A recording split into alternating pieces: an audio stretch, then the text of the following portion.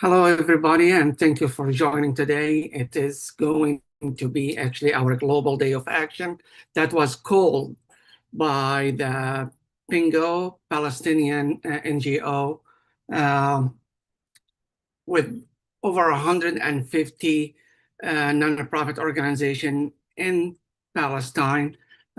We have actually some live events coming up from different locations, from New York, from Ramallah, Palestine, and probably also actually we have a couple from our comrades in the flotillas. And actually I see today, right now, actually, we have Craig with us from the flotilla.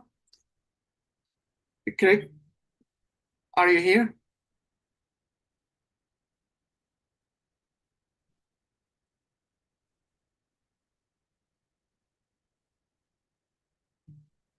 Can you hear me? Yes.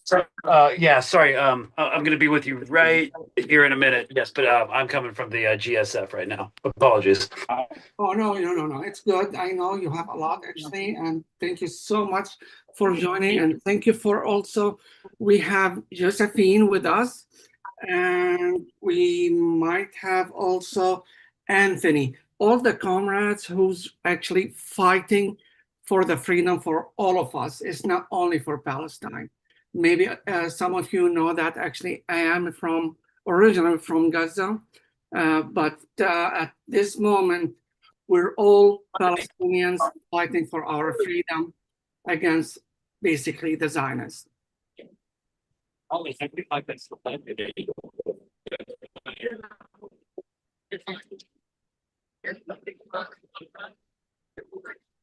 Now, this is actually, you have live from New York. They're still setting up the camera for us. Roger Waters will perform as well there. And it's gonna be amazing. Jill Stein is there as well. And really, I can't thank you guys enough for everything you're doing. What's happening?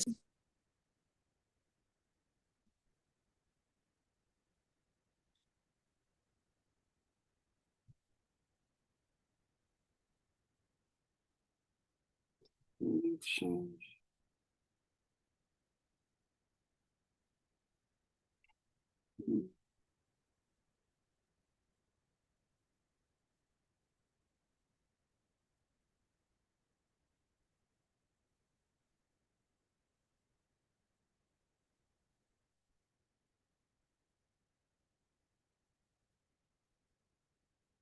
Give me 1 second. I'm gonna actually reach out to New York, and I will be right with you.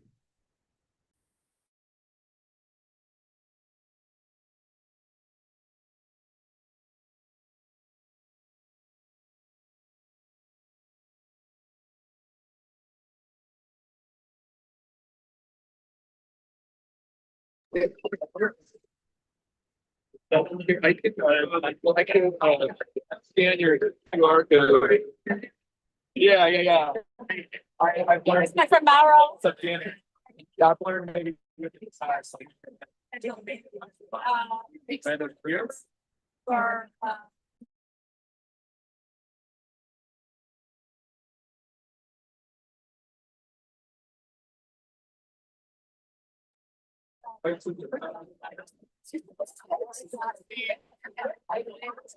yeah, I love you.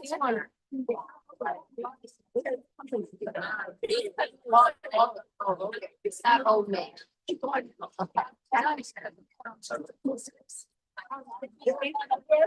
can't say I lost those. All right. I got it. Oh, right. It's great.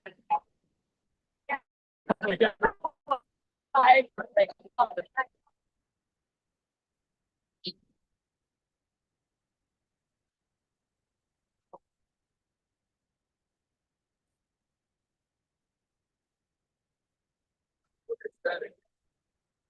Actually,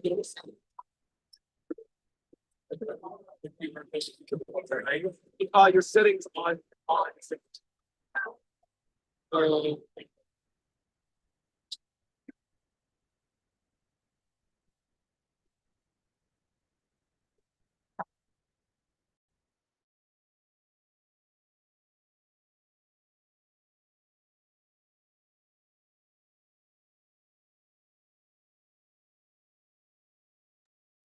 Hey, Josephine.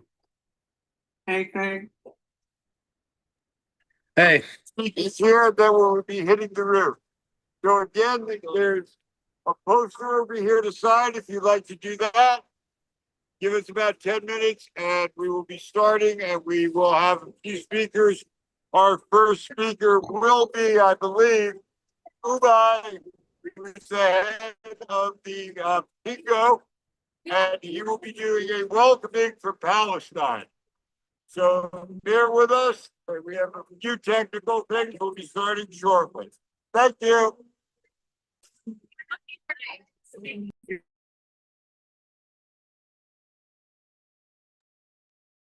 So you might all know there is a special session today regarding Palestine at 4 o'clock. And that's why this call was done for the 18th, based on the request of the Palestinian Bingo group, which is, we're all here supporting them. They represent the people of Palestine, not any special interest. It is 100% for them. And that's what we're all here for. I can't thank you guys enough for everything you do. I can't thank everybody speak. Everybody speak. I feel that actually my family is growing every day, knowing that we have this support from all over the globe, not just in the East Coast or the West Coast.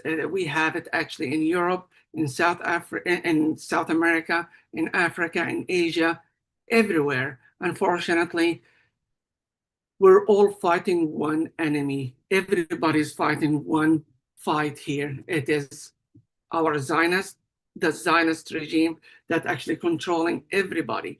And by being united right now, it's gonna actually help us to make our kids, our future, the future for our generation, safe for them. It is not for us anymore because we already lived our life. Now it is about the kids that actually not living, not having the chance to live in peace or even in dignity under the occupation.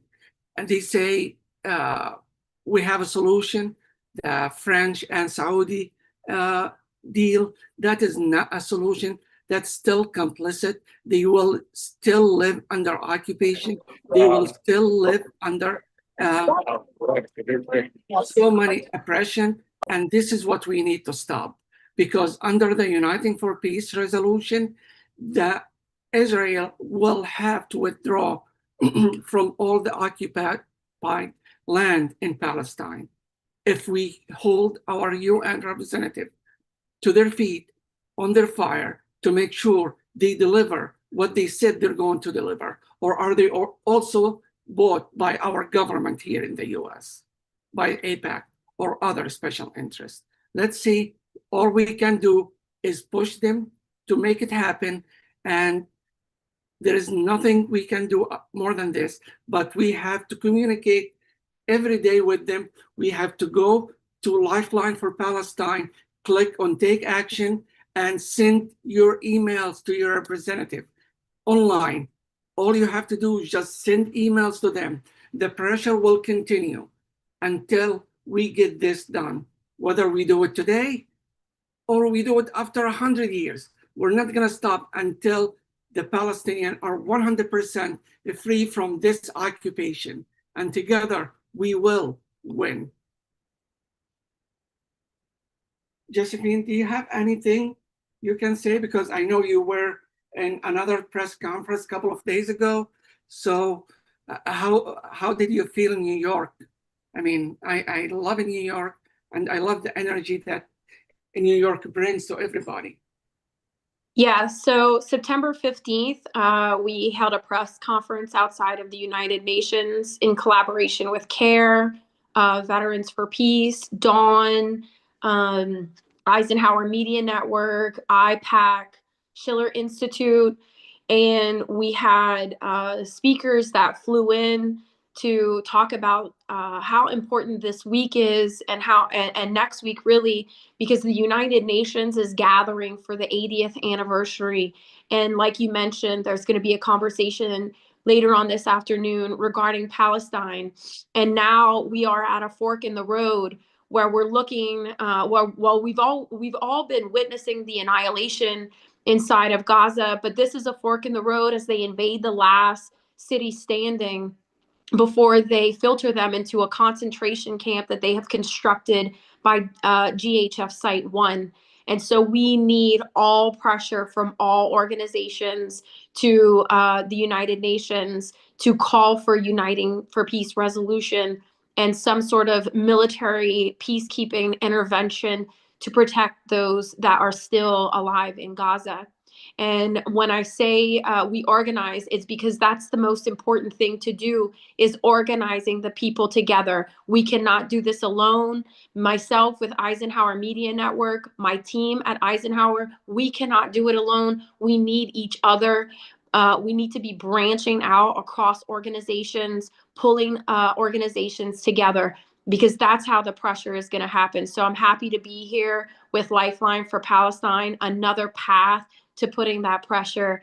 And we need to call on all organizations to be getting involved in this message and push this message collectively. 100%. It is important for unity. And the amazing thing about today's event, we have so many organizations joint venture as a coalition from the US, from Europe, from Asia, from all around the world coming together. Care Action, Care will be there, not Care Action, Care National will be there, MAS will be there, American Muslim for Palestine will be there. ICNA also endorsed the same event as well. And so many other organizations actually joining together, because it is time to put any differences aside and focus on what we all agree on. And we all agree on this goal, the liberation of the Palestinian. Because if Gaza and Palestine is not free, none of us will be free. We already saw actually what's happening in DC. The military is in DC, and next they're planning to go somewhere else. So we need to make sure enough is enough. Let's basically give the liberation to the Palestinian who deserve it, who have been fighting it for almost 77 years and counting. That is more than anybody can actually take it. Imagine 2 or 3 generations lived, and some of them died under occupation. That is just, nobody can actually live in this condition. Who's with us? Craig is with us right now. Craig, Yes, I'm here. How are you doing in the flotilla? We're good. We're just dealing with some last minute logistics. We came from Barcelona, then met up with the Tunisian element a couple of days ago. Now we're here, moored off Sicily, with the last section of the flotilla that's going to go forward. This is just a small portion of what we're working with, and we think it's going to be about 12 to 14 days sail to Gaza before we confront the Israeli Navy, where they will assail us about 150 miles off the coast of Gaza in international waters in contravention of international humanitarian and maritime law. So we are going to try to establish with the Global Sumud Flotilla, a humanitarian corridor into Gaza, which again, conforms to the Geneva Convention and a number of UN regulations. So we hope that we'll have that kind of governmental and political support, though we doubt it. We have seen for the past 2 years, governments and international institutions systematically failed to stop the annihilation of an entire people. And so we are, as a humanitarian free association coalition with delegations from 44 different countries trying to do the work that our governments will not be have not done. So now that the genocide determination was passed a few days ago in the UN, hopefully now we call upon the United Nations to support us and to support their own their own standing laws and procedures and put an end to this insanity. That is amazing, and I can't thank you enough. And to be honest with you, I am so jealous that you're there. I wish I was with you. I wish I was in one of these flotilla, because I'm from Gaza, and I haven't. The last time I was in Gaza, probably 81. I mean, some of you might not even have been born yet. And it's just amazing to see the unity across the nation, everybody. And look at the sea behind you. That is something, everybody, I mean, I'm dying just to feel this water. It's just really, really amazing. And thank you so much for doing what you're doing. I've been a fan of your work, following you, whether actually joining with Butchware, whether we're joining with so many different influencer and political influencer. You guys are the voice for the voiceless in Gaza, who's still under the rubble, by the way, that we don't know how many are there left, that maybe they're already dissolved, unfortunately. You're really amazing. You're really going to be, actually, you are one of the leaders in this movement. And this movement, it's running by the youth generation, like your age and under, and women, and that's it. Only two segment actually making this movement alive is your determination that I am not gonna accept this crap from anybody, not even from my government. If this is actually our constitution, and that's what we were raised to basically fighting for, and that's what we were told, that's what we're fighting for. And now we see our government is complicit to this genocide because of their special interest based on support from the Zionists and AIPAC and other organizations like this.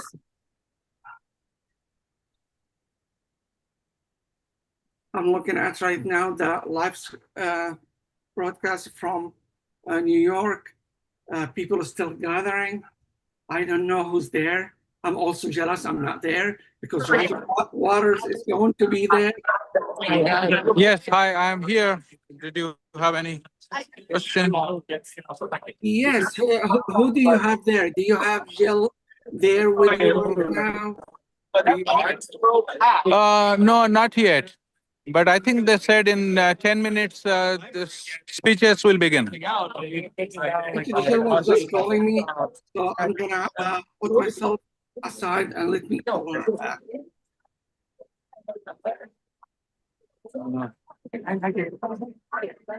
I'm sorry, the audio is not very clear, so. It's okay. I'm gonna call Jill, because Jill was calling me. Okay, Give me a second. okay. Yeah, this is the live scene from here right now. So this many people are here. I think around 12:30 they said they would start speaking.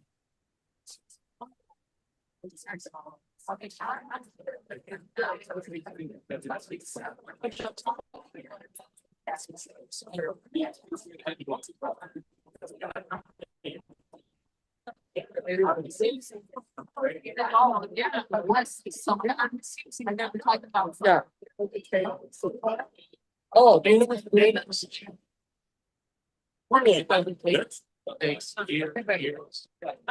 It's going to be all sorts of psychological right now. To be honest with you, I have been.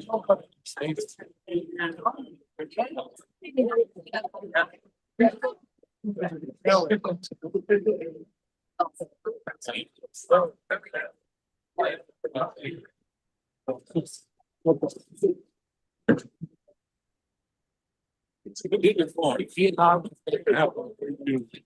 At 1:30.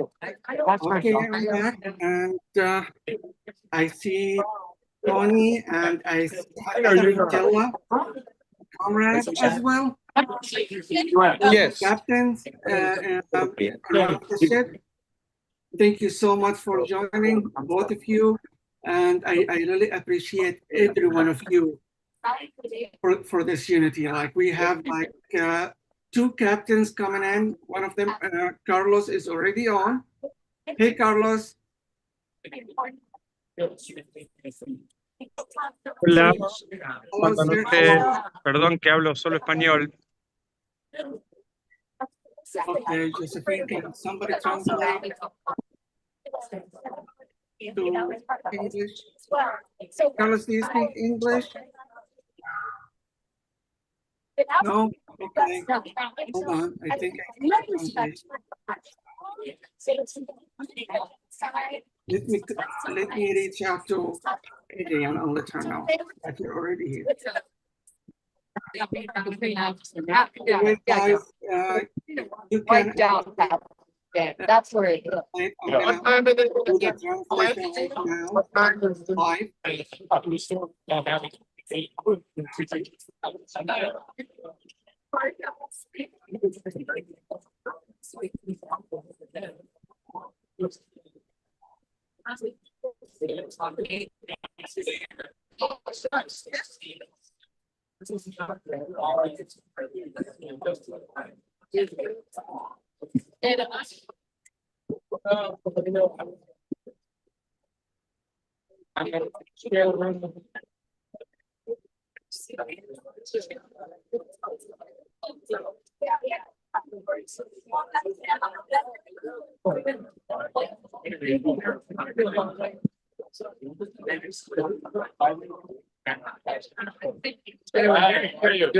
How are you guys doing? Good to see you guys. How are you?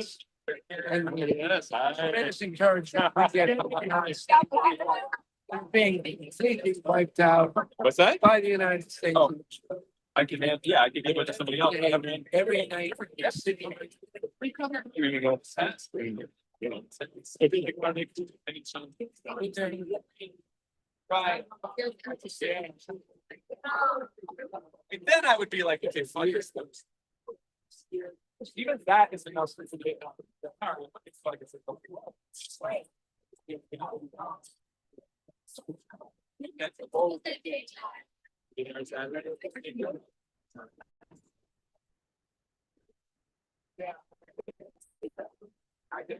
Yeah.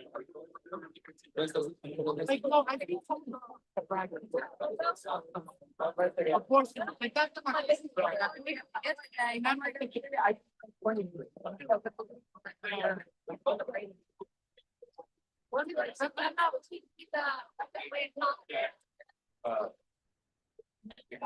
like how race trying to bring people.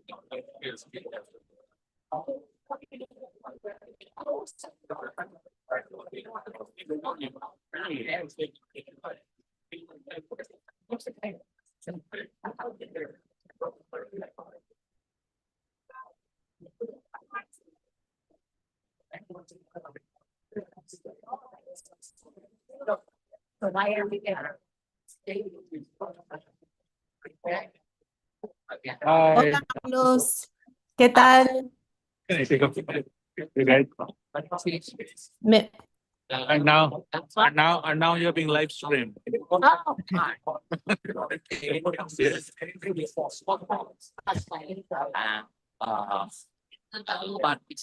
Yes, thank you.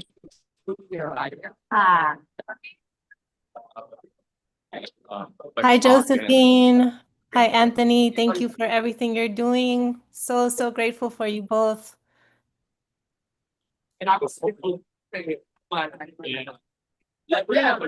Thank you, Mark. Happy to help. Show. Thank you for joining, and I really appreciate you jumping in immediately. I completely forgot that you speak Spanish. I mean, Yes, hopefully you can speak Italian as well, because we have also another Italian who will join us. So let's keep our finger crossed. It's moving. I mean, this is the beauty about things. We don't even speak the same language, but we're fighting the same fight. This is amazing.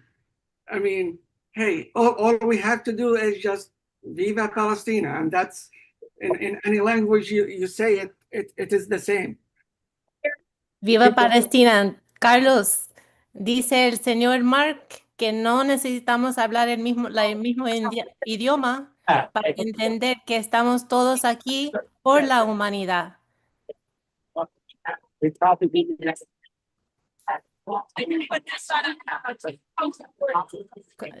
Señor Carlos, si quiere compartir un mensaje con el público, aquí estoy para traducir por usted. Bueno, acá Cascote, Carlos Bertola, Cascote me dicen, desde la flotilla, desde el mar Mediterráneo. He's calling from the flotilla in the Mediterranean Sea. We're not together. That's why I came. I do not want that, but like visit. They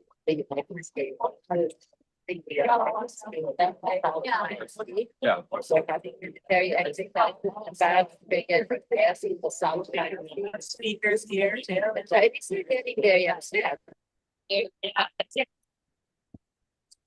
Yeah.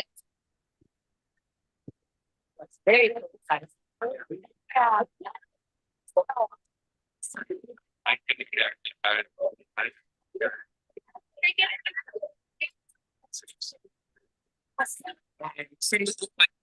Them I met like 7 years ago. Yeah.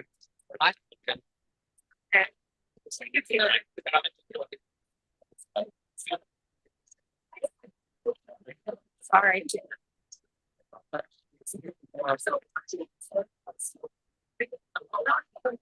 Yeah.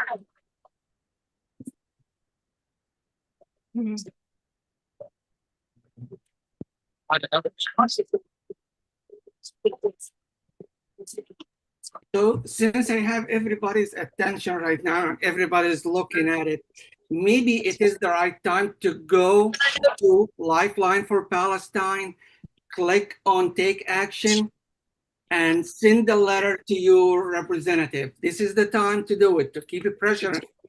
If you haven't sent your letter today, make sure to send it today. If you did, great, send it again and send it to another couple of other people to keep the pressure going.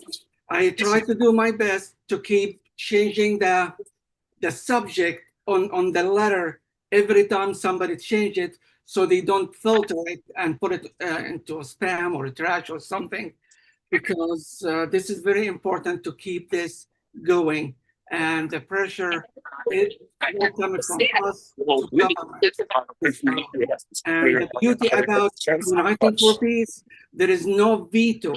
Nobody can stop this. So if you are in for Palestine, it is the time actually for you to press this button and vote for them.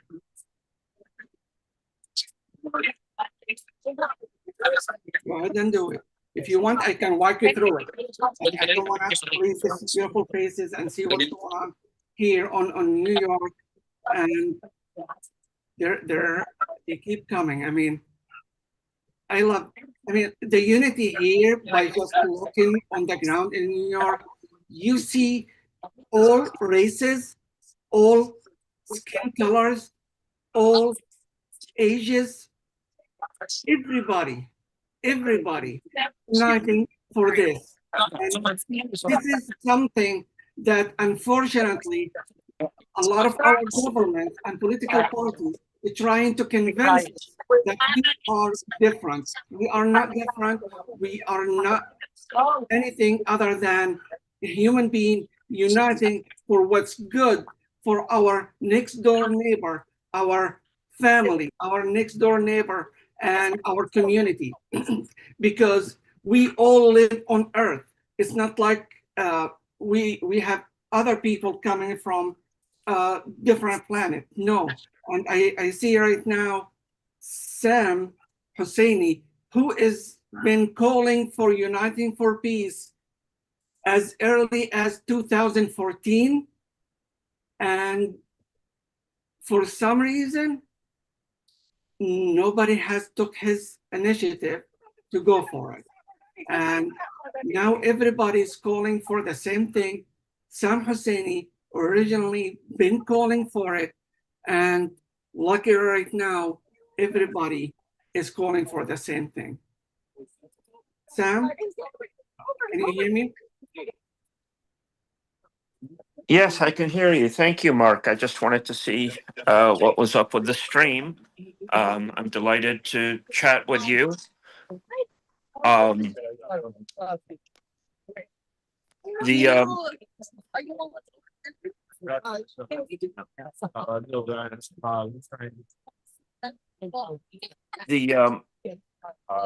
think it's critical.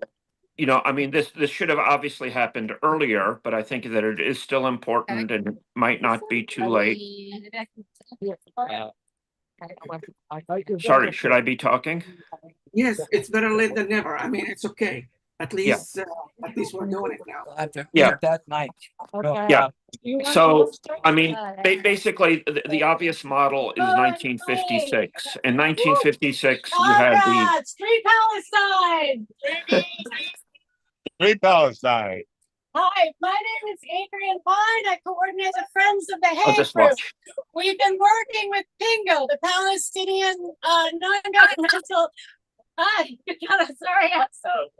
The network of non-governmental organizations that has issued that call for action today that we've all come out here for.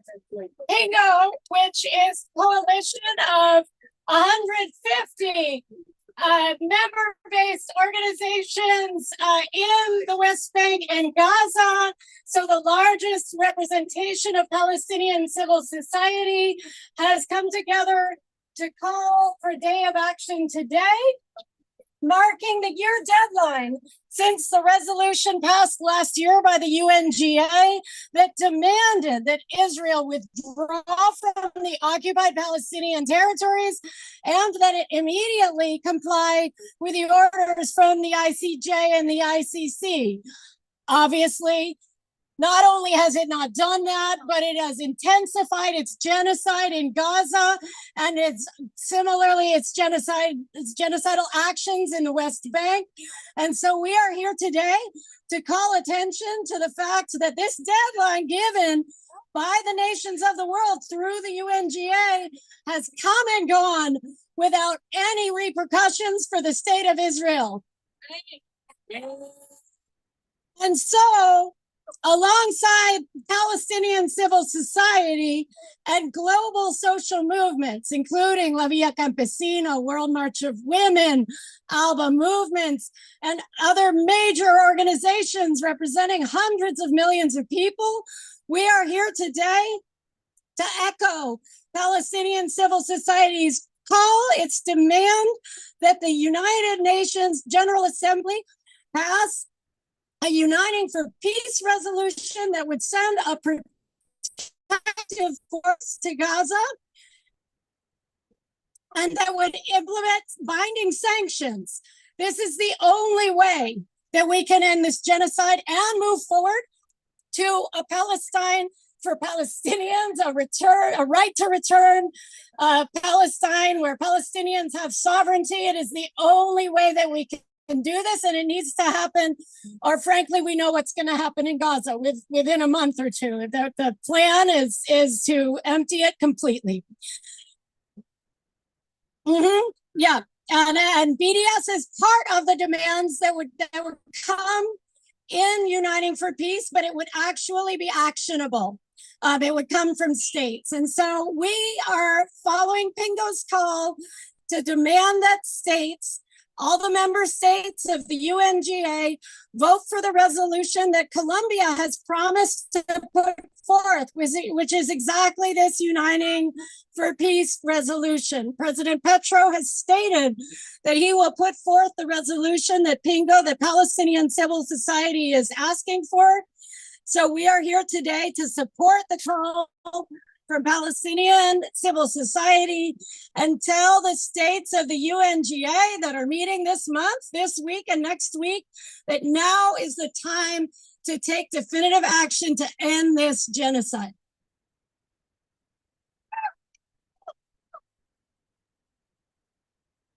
Thank you, Adrian. My name's Eric Rubin. I'm with People Against Genocide Everywhere. One statement I want you all to realize: this is not about this demonstration. This is about starting the movement called for by PINGO to, in fact, do Uniting for Peace and to bring protective forces in. It's not going to happen from this demo.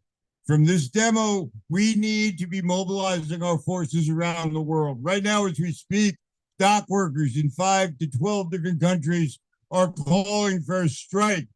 If the flotilla is touched, they will shut down Europe. They will shut down Europe.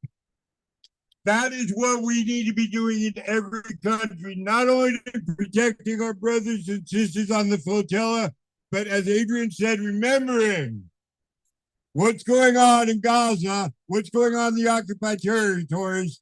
That is why we are here. We need to put ourselves into the position of politically using our numbers strategically. In all countries that are conceivably able to do that, a United for Peace that has teeth in it. And in this country, we have a lot to do as far as trying to make sure this country does not send any more weapons or money to Israel for the genocide, but even more so in supporting our brothers and sisters throughout the world in fact to vote, have their country vote for a Uniting for Peace that actually will send a protective force in to tell Israel the shit stops now.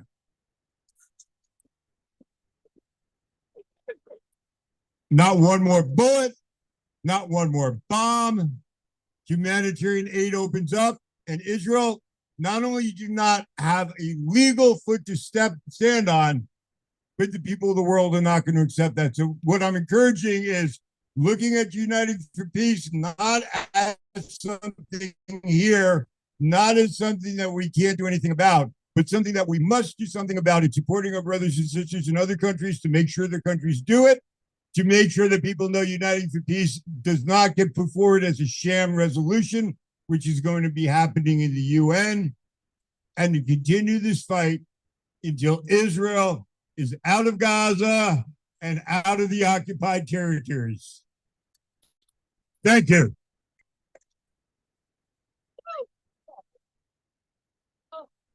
No, right? Okay, yes, yes. Okay, do we have any speakers? No, I'm waiting to see if we can put the bio.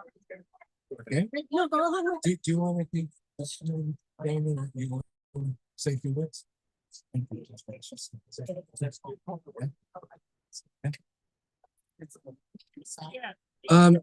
Thank you. My name's Anthony. I'm not a speaker. I'm just going to give you a little logistics, folks. When we're ready, there may be one speaker coming up at this point.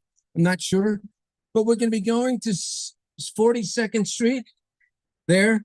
We'll be going on the south side of 42nd Street, 1 block to 3rd Avenue. We'll be taking a left going up 3rd Avenue. On the east side, that's the far side of 3rd Avenue. We're not to block traffic, so be careful of the lights. We can hold up for each other. We will have people with vests on who will be making sure we know where we're going. We will be slowing down in front of a few missions, but you don't have to worry about that. We do have some signs. And we'll all be meeting together at Dag Hammarskjöld Plaza. But basically, let's keep peace and love and the strength of Palestinians in our heart as we march. Yes, most of us are very familiar for the past 2 years. We've been called every kind of name in the book. We don't let that ruffle us. We keep our spirits with the Palestinian, with the love and the strength that they are carrying, and that is our focus. So we're ready, getting ready. Okay, sure. Okay, one of the things, if I have your attention, what this gentleman said, there's a reason for our march. We're not going to march and we're not going to chant for the sake of hearing ourselves march and chant. Those days are over. What we're doing is we're specifically targeting embassies that are potentially the friends of the Palestinian people. The embassies that we need their leaders to vote yes for the Uniting for Peace with teeth on it. So we are going to stop in front of some of these embassies, not with anger, but telling them that if they do the right thing, the people of the world and your representation of them right now will stand with them. That is our message to the embassies. The embassies we're going to all have voted for Palestine to be a state, all have voted against the genocide. These countries, these embassies need to, in the UN, support the Uniting for Peace proposal that Colombia will be bringing forward in just a few days. That is our goal.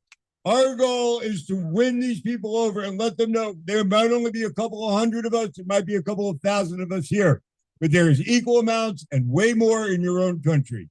And that is what we need to do. So as you do this, when we go in front of the embassies, it's not to scream, it is not to yell, it is to encourage these people in these embassies to go back to their leaders and say, this is what we need to do.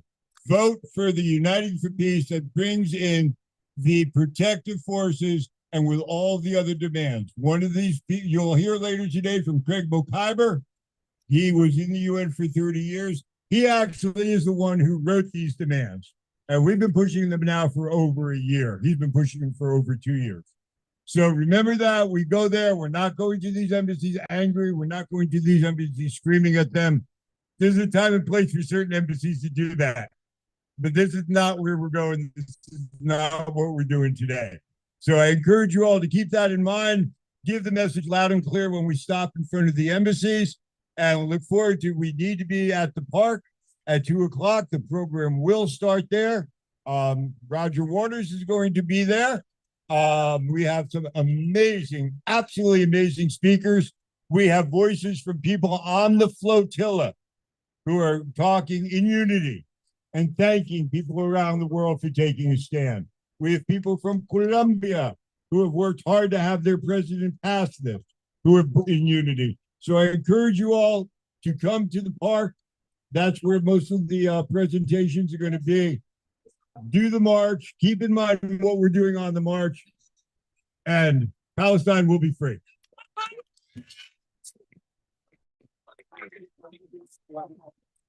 So we are going to be, we're having police escort the entire way. I want to thank those who are there going to be with us. So please do not get involved physically if that should come up. We will have good escort. And I want to thank those officers for going with us all the way to Dag Hammarskjöld. That's all. Thank you. Thank you. And we're right now waiting. We're doing, by the way, this is a live stream and it's going out all over the world. So say hi to your brothers and sisters around the world who are doing the same thing. And we're waiting right now because we have 1 or 2 folks that want to come in on the stream to wish everyone here solidarity and love. So just bear with us for a minute. It's our technical glitches. Hopefully get under control and we'll have that for you. So we'll be right back.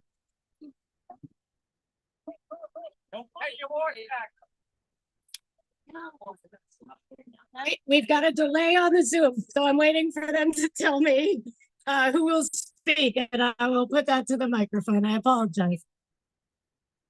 Park are you gathering at? What? What park? Dag Hammarskjöld. Okay, it's a plaza. Glad to thank you. For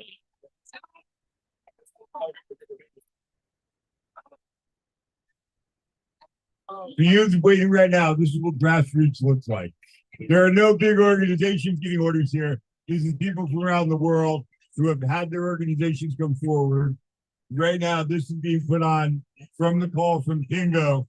And the people doing this are doing this because we believe that the people of Palestine, as people all over the world, have their right to make their own future and should be free from oppression and genocide. So bear with us for our technical problems for a second, and hopefully we will have 1 or 2 speakers coming live to you. Then we will start the march.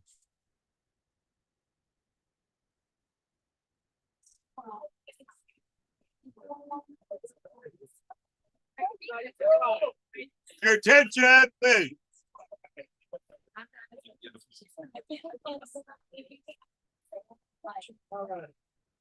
I'm gonna have to get in the shade of somebody to be able to read. Okay. Apologize for getting in the shade here so I can read. That's perfect. It's an incredible honor to start the rally today with a speech from Ubaya Budi, director of the BSON Center for Research and Development and member of the steering committee of PINGO. He joins us today from Ramallah, speaking on behalf of PINGO, the Palestinian NGO network. PINGO, as I mentioned earlier, is an umbrella organization comprising 150 member organizations working in different developmental and humanitarian fields with a mission of empowering and protecting the autonomy of Palestinian civil society, consolidating its role in the national struggle and democratization process based on the principles of democracy, social justice, rule of law, tolerance, and respect of human rights. It is the largest representation of Palestinian civil society and has issued the global call for action that brings us here today. I'm not sure if I don't think this is working. Hello, everyone. Hello. Live. Yeah. Can we play it from here? Yeah, you are here. So Hello, Okay, everyone. Can you hear me?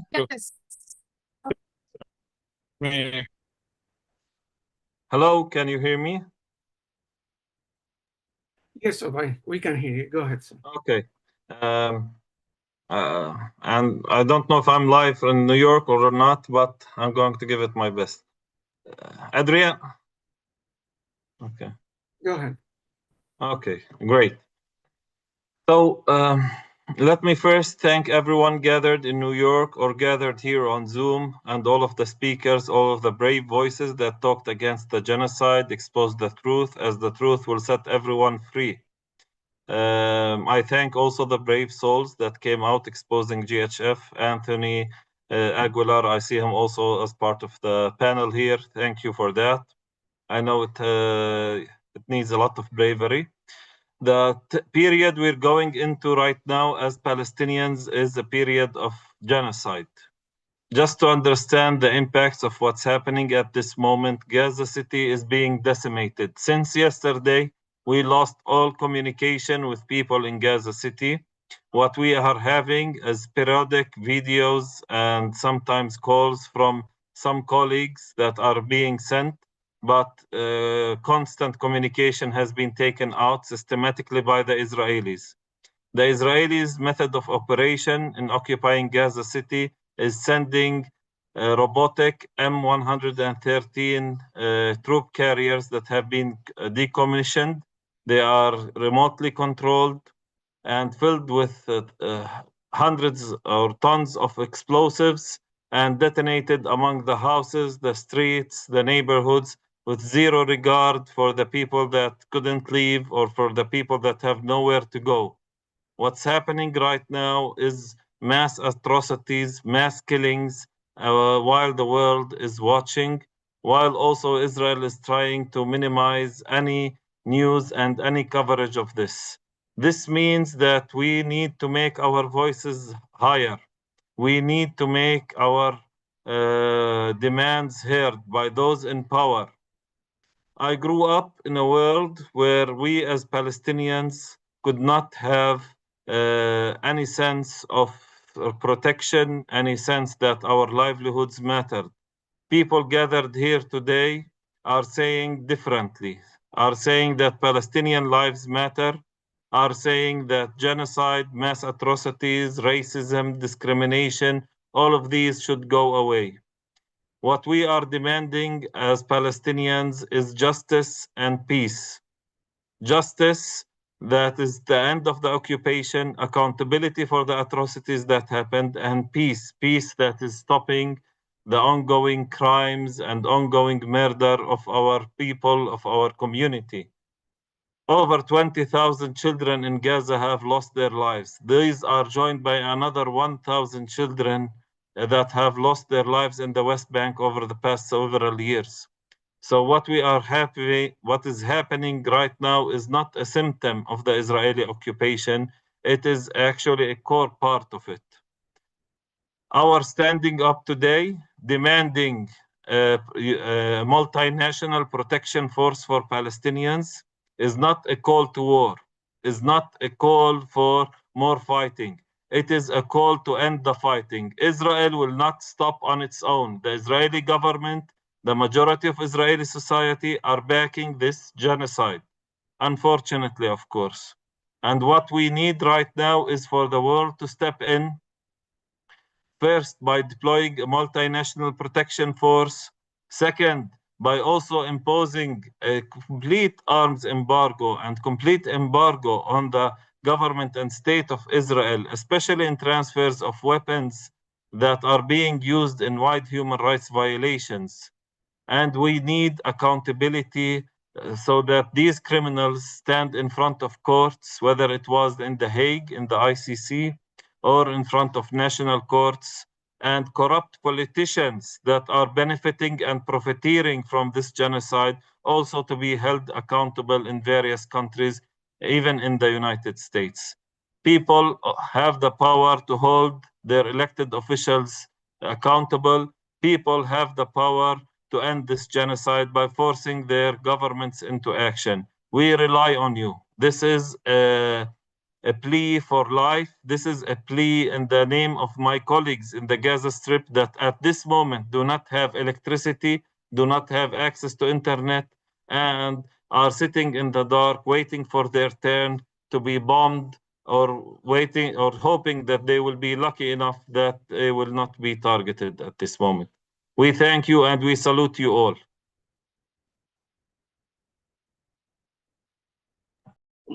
Thank you so much,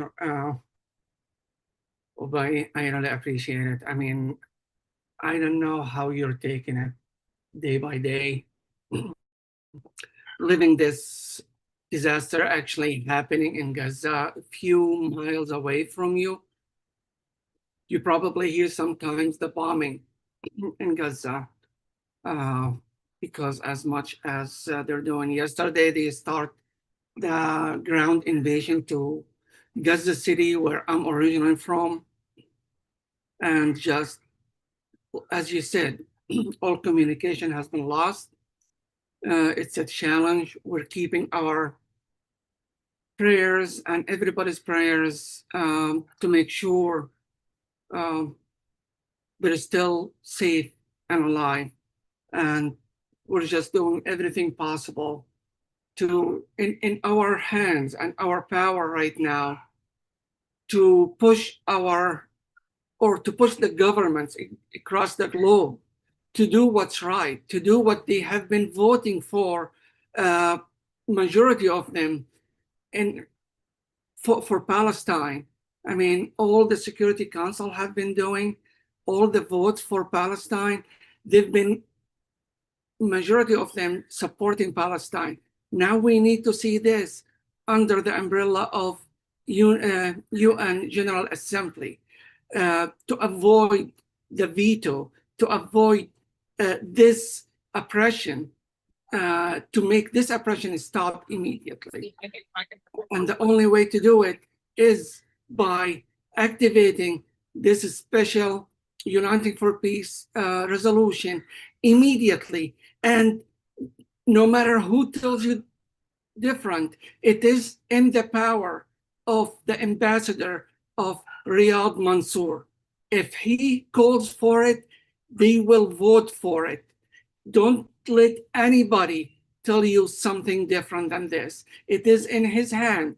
It is in the hand of the Palestinian Authority to call for this today, or actually yesterday. It is in their hand to make this stop right now, whether they are being pressured by the Zionists or by any other political entity.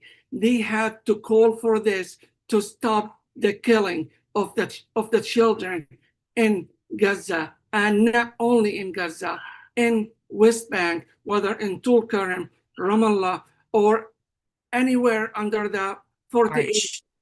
So it has to be stopped, and the call is possible. Just we have to support the resolution by the global countries once this call comes on the table. So, Anthony, I know you're there, you're watching everybody, and you're like trying to catch up with everybody around. So, have you heard about the Uniting for Peace resolution before the past 2 weeks or 3 weeks? Or that's something new, like to a lot of us?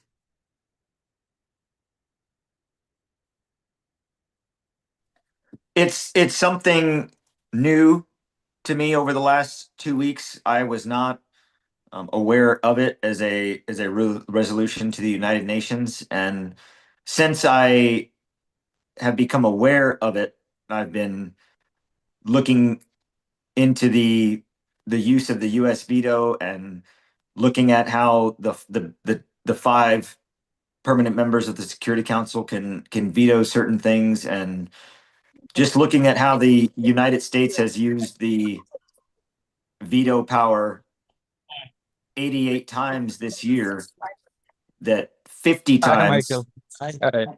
Yeah, yeah, just 50 times since the 5th of June of this year, it's been used on behalf of Israel to veto the ceasefire, veto the UN demanding that food be brought in. So on 50 occasions over the last since June 5th, so in the last 3.5 months, less than 3.5 months, the U.S. has levied its veto power 50 times on behalf of Israel to block sanctions or sometimes of actions against Israel. And to me, that is absolutely absurd. That is something that every American should be deeply concerned about.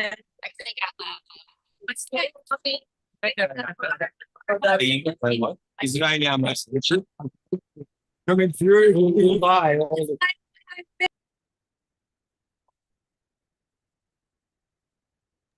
100%.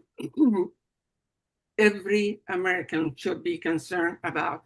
I mean, we're talking about just 88 in the United Nations, which is, you know what, when you say United Nations, you could consider like, okay, well, this is not our Congress, okay? This is not our Senates. But when we also look at our Senates and Congress, we see that majority of the bills that they voted for to support the occupation and the Israeli regime, we have over 22 bills already this year that actually our own Congress, our own House, they are working to protect the genocide in Gaza instead of trying to protect our own interest here in the US. Our own, instead of funding our healthcare or infrastructure or education, no, they cut from the education Department of State. I mean, they cut the fund for them in order to technically to reallocate it, and reallocate it to whom? to a foreign country that actually we get nothing as the people out of it, from it. But the elected officials, they are getting everything by supporting them. I mean, if you look at it, last election, AIPAC is spending maybe maybe $150 million just to protect genocide in Gaza. Let's follow the earth. Let's unite the world. just to protect their interest on the ground here in the US. But when you look at the ROI, the return of investment for them, that is amazing return of investment, because our government funded over 20 or 25 billion dollars to the occupation occupiers and the Zionist regime. It's not Zionist, it is more like Nazis regime. That's exactly what they're currently doing for Gaza. They are starving the kids, they are bombing the kids, they're burning people actually in their own hospital beds, in their own tents. And they say we didn't do it. We were targeting specific people. Well, those specific people that you are targeting under the international law, they are considered, whether you want to believe it or not, or they are considered freedom fighters. They are considered fighting the occupation. There is no self-defense for the occupier to actually wage a war on who they are occupying. This is something they are legally responsible for. Everybody they are occupying right now, whether actually from medical or from health or from well-being in general. This is, if we're going to follow the international law, this is actually the Israel duty to protect those people, not to go and destroy them and burn them alive, as we've seen for the past 2 years. And I think everybody had enough saying this. And luckily, the UN, they called it a genocide. So let's see what they can do.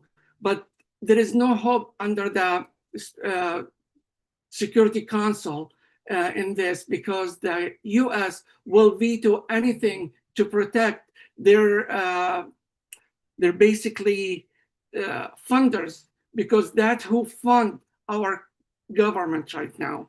So now all our hope and all our goal is to focus on General Assembly to pull what they can do right now, which is call for the end of occupation and make it immediately effective. However they do it, it is on them. And that's what they asked for. What they gave 1 year last September, on September 18, to do this, to end the occupation, allow the humanitarian aid to get in, and let's see what they can do. They have to do it. And guess what? If they don't do it, we know also the United Nations General Assembly is also a fake organization. There is no hope for it if they don't pull this together as well. We already know our Congress and House, Senate and House, they're already bought by AIPAC.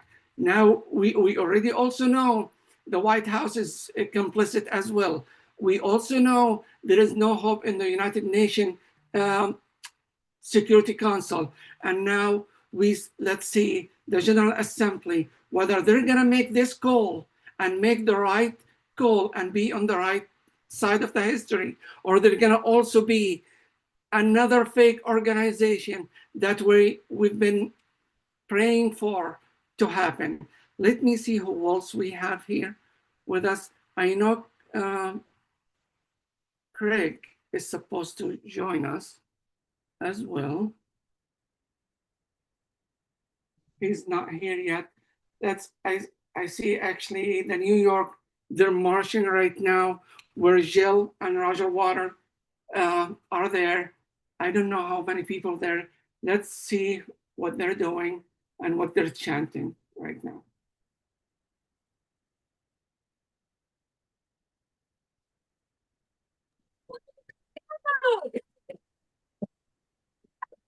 You want to take a step.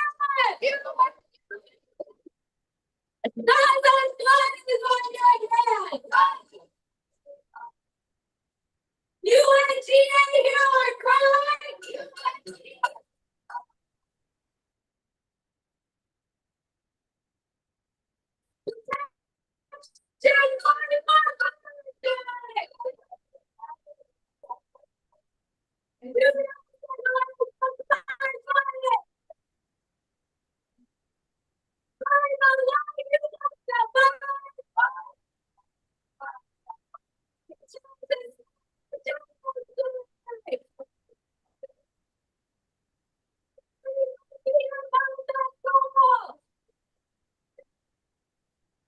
Be the best, beautiful home. Stop the veto, take a stand. Stop the veto, take it. United for peace for the Holy Land.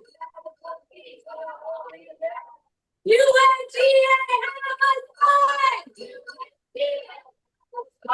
You must act for Palestine. UNGA take a stand. UNGA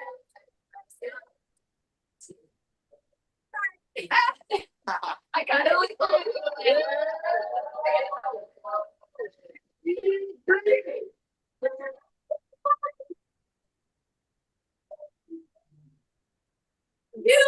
Okay, so just following up on this Uniting for Peace mechanism.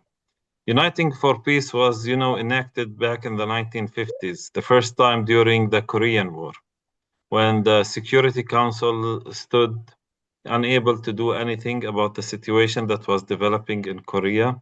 So the Uniting for Peace mechanism was created so that the UN General Assembly can intervene where the Security Council has failed to do its work. It has been called again when what we call is the 1952 war against Egypt happened with two permanent members of the Security Council, which were France and the UK, the United Kingdom, along with Israel, attacked Egypt. So a Uniting for Peace resolution was adopted and a multinational force was deployed in the Sinai Peninsula to make sure that the occupying forces withdrew completely from it. It did not engage in military activity with these forces, but it was deployed as a peace-seeking force and a force that would ensure that the occupation of Sinai, which is Egyptian land, of course, would not be continued. For us as Palestinians, we have had the recognition of the state of Palestine as part of the Uniting for Peace, but still the Palestinians, I would say the Palestinian Liberation Organization, which is now represented by Ambassador Riyad Mansour, they still haven't asked for a Uniting for Peace resolution for the international UNGA assembly. In this regard, we feel, of course, they are afraid a little bit. I understand that, and we all understand that because of the situation that pressure the US has put, the US administrations, not only this one, but also the previous one, the Biden administration, have put on the Palestinian Authority and the Palestinian Liberation Organization. But we feel that this moment is important because we have unity among people in the world. We have countries such as Colombia saying that they will come forward with a Uniting for Peace resolution that for the deployment of a multinational protection force. And we have also in this regard the ability or the consensus of most states, I would say, around the world, that the situation in Gaza in the West Bank cannot continue. That Palestinians, I would say, people around the world have come to realize that Palestinians also need protection from this ongoing occupation, genocide, and ethnic cleansing. For us as Bingo, we have, I would say, been working in Gaza Strip through our member organizations. We have 70 organizations in the Gaza Strip and 70 in the West Bank. And we can say with full faith in our work and our analysis that what's being reported is only a fraction. It's only the tip of the iceberg. It's only the part that is showing on the severity of the suffering that's happening right now in the Gaza Strip. We know that because, for example, one example of it, the way that, for example, doctors report on malnutrition, we know that they report it from the medical stations, medical centers of that people and families reach. And we know really well that only the lucky ones, only the ones that are able to reach the hospitals, are able to reach or to seek any kind of healthcare provider, not just because of the targeting of the hospitals, but also because of the targeting of the entirety of the infrastructure, the frailty of the people. We also know at this moment that Israel, through its tactics, through its blocking of media, aims to do as any genocidal regime feels that it can do when it's pushed to the corner, that they are going to try to finish this genocide as quickly as possible because they know that the window for this is dwindling. I think collective action through all of us and many more around the world will push for this genocide to be ended quicker than any other than for it to reach its culmination or ending with its successful end for the Israelis, which is destroying the Palestinian people and ethnically cleansing us from our land. Historically, I would also want to say that we are asking for sanctions, but we understand through scholarly articles and scholarly work, whether it was the Holocaust in World War II, or the Cambodian genocide, or the Rwandan genocide, or the Bosnian genocide, or what's happening in Darfur, which is also a genocide these days.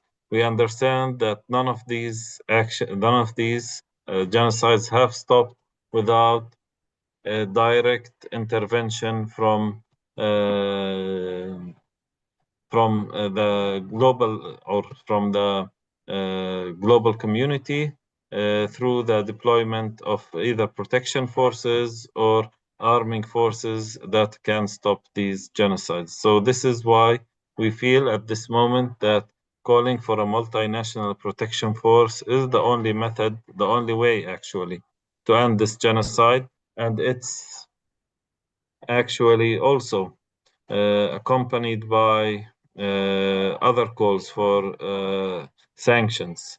I just got news that there's a press conference just a couple of minutes ago in Auckland where they exposed that the Auckland airport was being used until this very moment to fly direct flights from the US to Israel to supply it on an air bridge with continuous weapons, even though at this the UN has declared what's happening in Gaza as a genocide. The US administration is refusing to comply with its obligations under the same treaties that it signed. You know, the United States is a signatory to the Genocide Convention. It is a legal binding document that binds the country through its different government forms, the administration, the Congress, the Senate, even the courts, to uphold these treaty and respect it. And this treaty has very clear directions for countries when a risk of genocide is declared or a genocide is taking place. We are beyond the level of doubt that genocide is happening.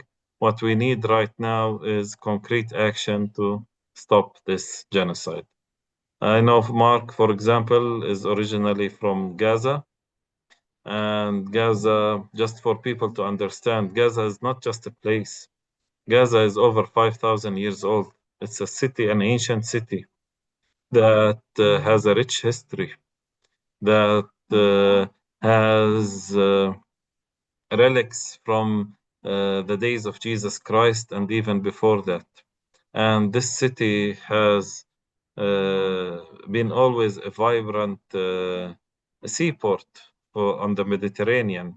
The Phoenicians, for example, sailed from Gaza as one of their ports and spread the alphabet in the Mediterranean. This is thousands of years ago. So when we say that Gaza is being destroyed at this moment, this is not just a loss of life, a loss of buildings. This is also a destruction of a rich history that for all of us as human beings, that this history we should cherish and preserve. Thank you. Bye. I really appreciate it. Yeah, I remember Gaza, even though I was a little kid, but there's certain stuff you cannot forget. Gaza is one of them. I remember there was like a stadium next to my grandparents' my dad's side's house, I think from Rimal area. And we used to go there. And I remember also there was a church. They called it Shamshum al-Jabbar Church. That actually a historical where he destroyed the entire church to protect his right. I can't remember the exact history of it, but the entire Palestine and the entire land over there, if you step in it, you cannot forget it.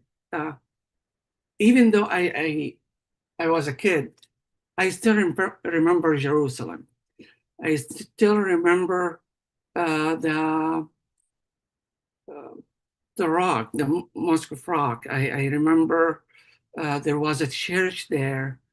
I don't remember why I had to put my hand in a small hole, and they say if you put it, it's like you're shaking hands or you're touching one of the prophet or something in one of the churches. I mean, whether you're looking for a history of the Judaism, whether history of Christianity or history of the Muslim, it touches every human step in that land, and things you cannot forget, things you cannot erase it from your mind, even if they're trying to destroy, like what they did, destroy my grandparents' graves and just remove them.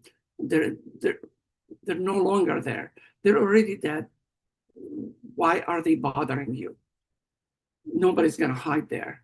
So nobody is safe in there. Whether you're alive or dead, they just don't want us there. But the thing is, this is our land. We're not outside because we choose to be outside. We're outside because we were displaced by force. Either leave or you're dead. And that is the mechanism of the occupation and the genocide and the ethnic cleansing that they applied to our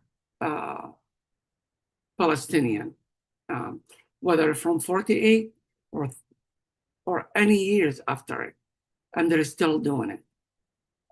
They will not stop. But the thing is, they don't know. Gazan people, they're very hard-headed. No matter what you do, it is what it is. We're dealing with this, and we're fighting for our life. This is the same thing like here in America. I was watching a great individual. His name, everybody knows him as Resistance is Beautiful. His name is Safe. He's been walking around Phoenix since the genocide started with a flag. And he has been arrested so many times. Every time I watch his video and his activism, it gives me hopes that we're still standing, we're still fighting. And last night I watched a small clip for him where he was talking to somebody trying to interview him about, hey, let's have peace. His response said, yes, but let's have liberation. Peace comes after liberation. You cannot come and kill my parents and make me beg for peace. There is no begging here. We are done with begging. We're asking for liberation right now. And liberation with the Zionist regime is not going to happen by just asking for it. It's going to happen by protection force, by a force that they have to stop against it. And that is the only way for it. Because here in the US, there is a saying goes by, give me liberation or give me death. You cannot pick one of them. You have to either fight for your liberation or die for it. And that's why we see a lot of people dying not because they want to die, they choose to die. No, because there is no alternative. You're dead anyway. So let's fight for it. And that's what they're doing on the ground. Some people agree with it, other people don't. But who are we from outside to tell them what to do? We need to either support what they're doing or step aside. Because if we're not supporting what they're doing, we're complicit with their occupier. I see Sam Hosseini here, who's been begging for this resolution to come on the ground for years. But nobody's listening. He has the most knowledge about it. He has written a lot of articles about it, but we haven't seen this genocide that actually awoken the entire globe to see every day kids with their intestines outside their body and they're still breathing. I can't handle watching those videos anymore. I just don't watch news anymore. I'm focused on what we have in our hand as a mechanism to stop this, and we will stop it. We will stop it together. And we need to do it right now by pressuring and calling our representative in the UN to support of what they have been voting for in support of Palestine. Really appreciate you. And let's watch again what in New York, where they are. I don't know where they are, but they're marching right now, where Jill Stein and Roger Waters will be there. Sam, do you want to say something before we switch? You're muted, buddy. Thank you. Feel free to, cut me off whenever it's needed. This was always a two-step process. Francis Boyle laid out the process of invoking the Genocide Convention with the International Court of Justice, and then knowing that the U.S. would veto any efforts to implement the orders of the International Court of Justice, that it would then move forward at the General Assembly level, using Uniting for Peace as a way of overcoming the U.S. veto. The U.S. uses its veto all the time as a threat, but it has not been forced to actually, push the button and raise their hand enough times. I think they've only done it, 3 or 4 times since October of 2023. And I think that's very unfortunate. We have a lot of countries that want to seem like they're doing the right thing. A lot of governments. In 2023, you had lots of governments calling Israel's assault on Gaza a genocide, but none would invoke the Genocide Convention. You even, when I first wrote about this in 2014, had a lot of countries back then calling Israel's attack in that year as a genocide. But none of them invoked the Genocide Convention. We would live in a different world if one of them had done that at that time. But we can still move forward with what we have, and what we have are certain tools. We have the First Amendment still in the United States, and people getting out into the streets and organizing themselves. And I think we have to respond to critiques from people as to what is an effective thing to do. The UN is an obviously, at best, highly flawed institution. Of course it is. It has been utilized and instrumentalized by the United States relentlessly. They got a UN Security Council resolution to justify their attack on Iraq that was a major setback for international law. What we need to do is be in the fight in these institutions to make them reflect what is right and international law and the opinions of humanity. All of these governments are under tremendous pressure. Let me know if I should stop. Go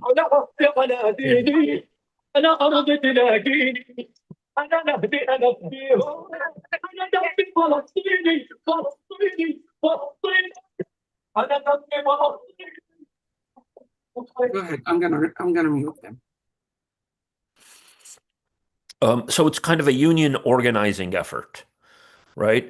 All of these countries want to appear before their publics like they're doing the right thing, and behind the scenes, that they are getting threats from the U.S. and Israel and other colonial powers, or making deals with them. And we need to bring it out into the sunshine. And that's what forcing a vote on Uniting for Peace, on a very strong Uniting for Peace resolution that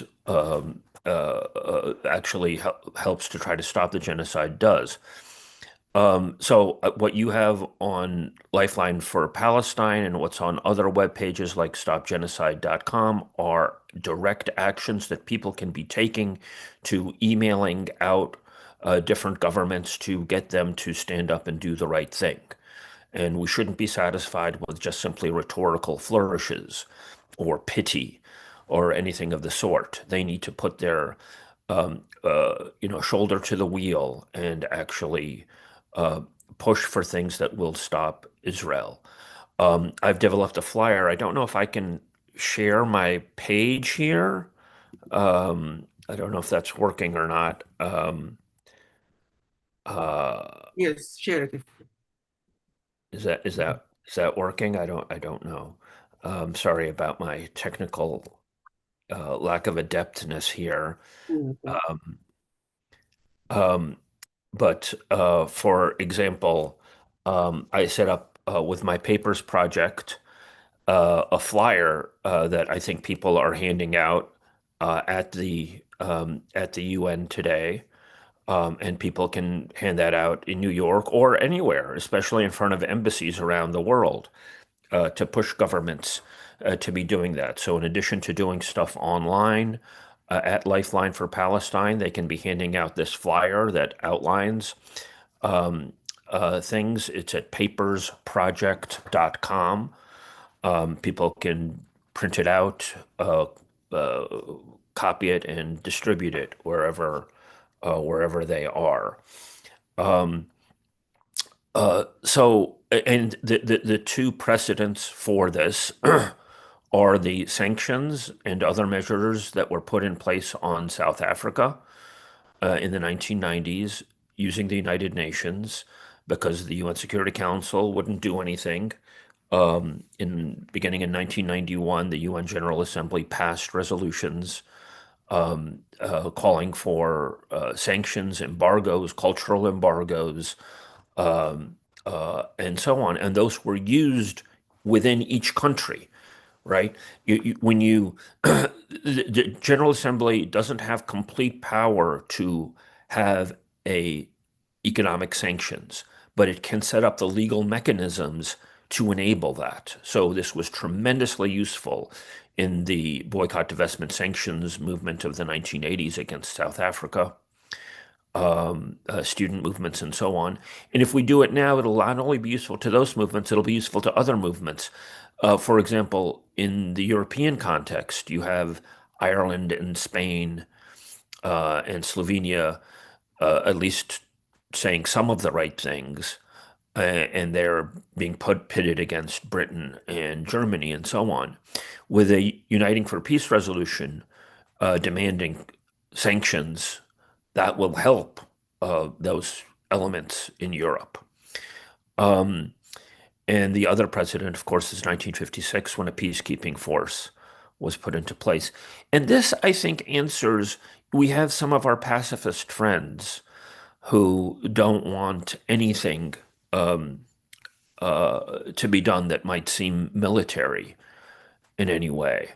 And I don't want a shot fired. And indeed, in 1956, when Britain, France, and Israel invaded Gaza and the Sinai in the Suez crisis, when Nasser nationalized the Suez Canal, I don't believe a single shot was fired. That is, the UN force went in, and the British government collapsed, and the British and French troops withdrew from Sinai.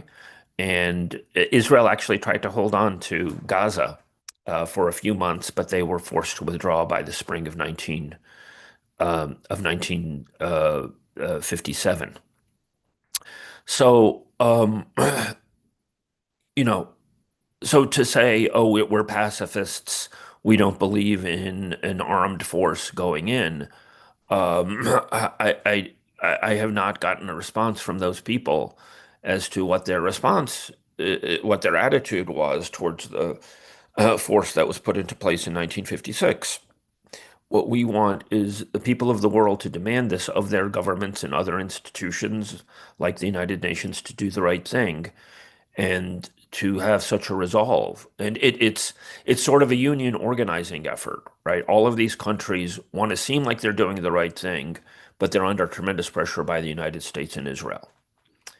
So they need to hear from people and reflect those views with an overwhelming resolve that does force the United States to back off in its support of Israel, as Britain and France, which seemed like very powerful forces in 1956, to back off.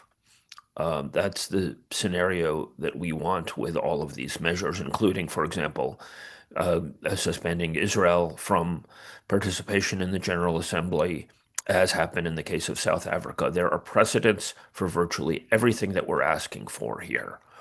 It just simply requires resolve from the global public and focus from the peace movements to not get distracted on secondary issues. We want to stop the slaughter in Gaza. We don't want to get digressed in any kind of partisan and other drama. 100%.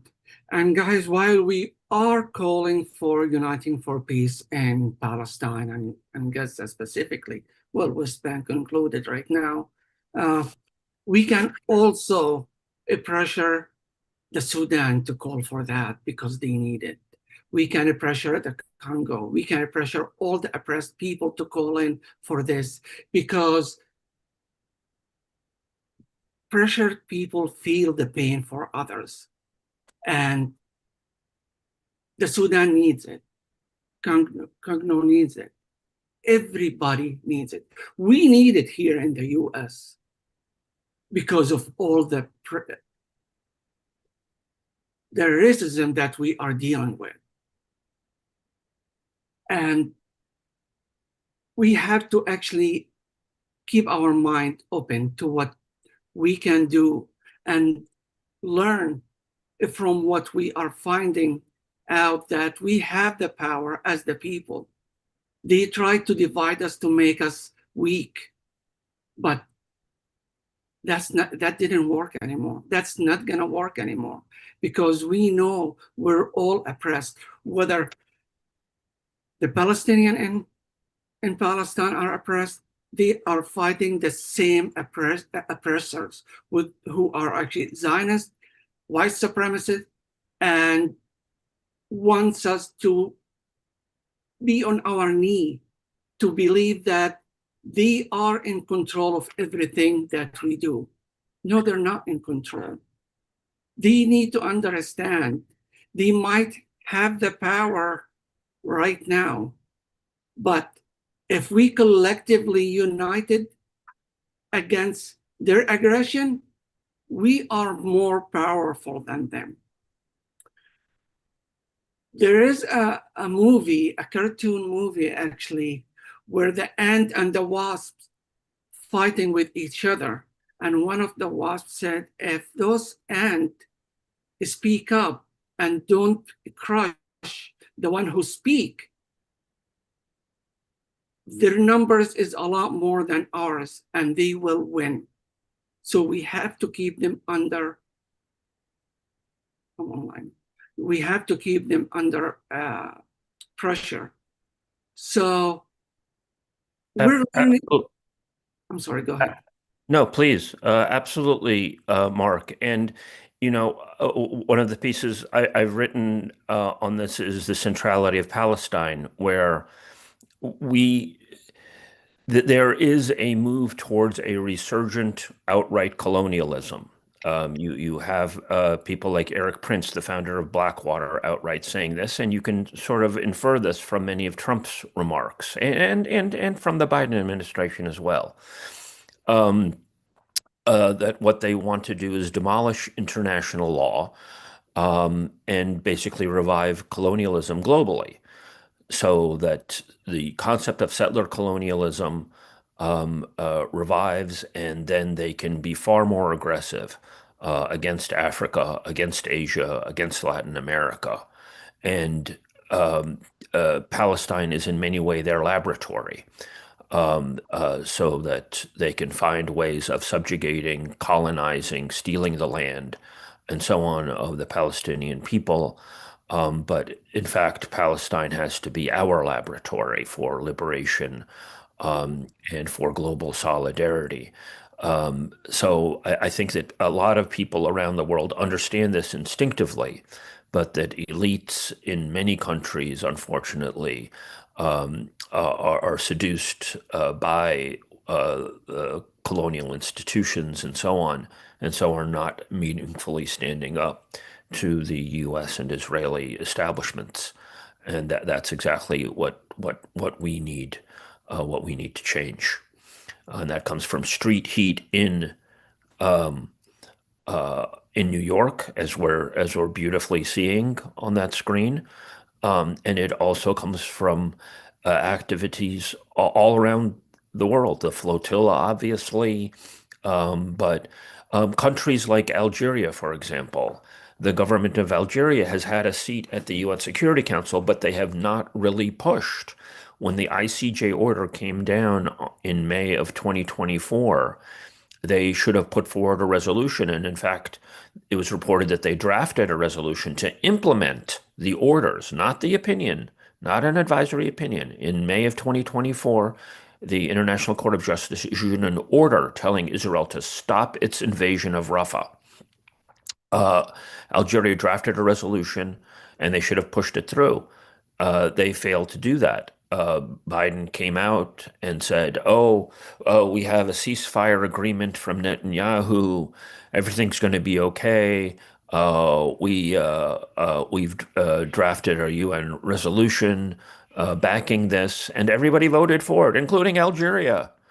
The only people who didn't vote for it were the Russians, who said that who called it out, who said this is obviously an attempt to undermine the orders of the International Court of Justice. But they didn't veto it. They just abstained, and they said that they did so because the Arab members at the UN, presumably the Palestinian delegation and the Algerian delegations, asked them to. So this is in part a North-South divide, but it's also in part an elite grassroots divide, so that the elites in Algeria, in Palestine, need to hear from those publics and need to be pressured in every creative way from those publics in order to do the right thing, to really use the legal instruments that they have available to them, and to not just simply have them do their rhetorical flourishes, which are completely meaningless, so that every day another 50 or 100 or 200 Palestinians are slaughtered in Gaza. They need to focus laser-like on what they can do in order to stop that.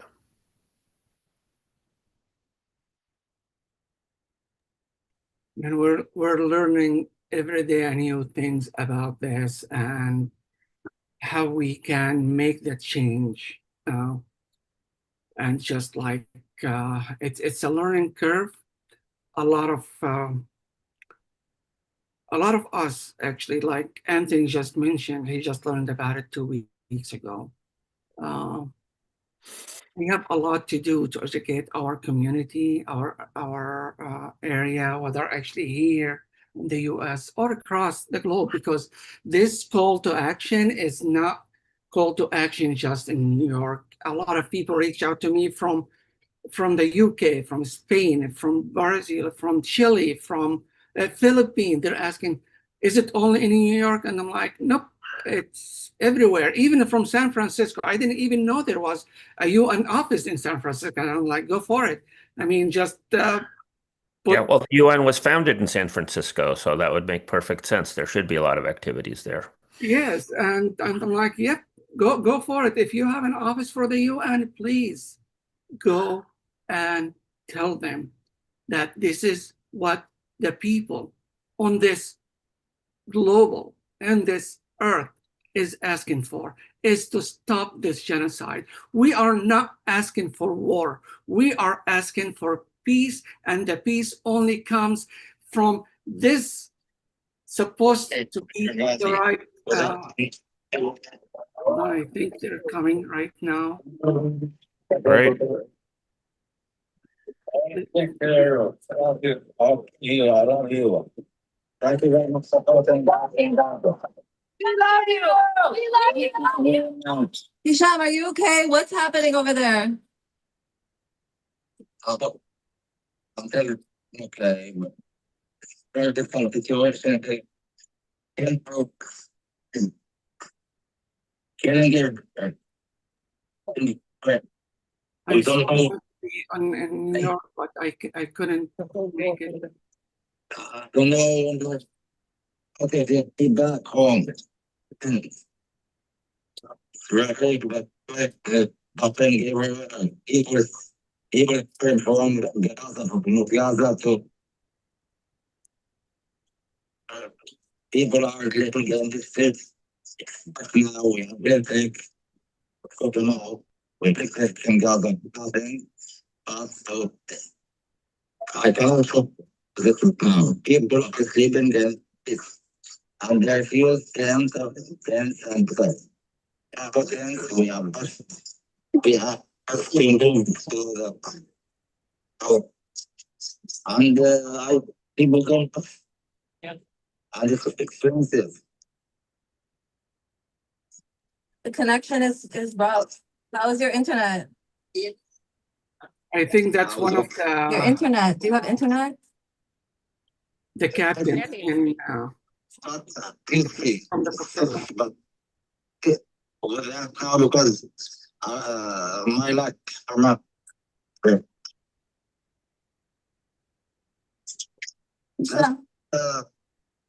that the difficult. Hisham.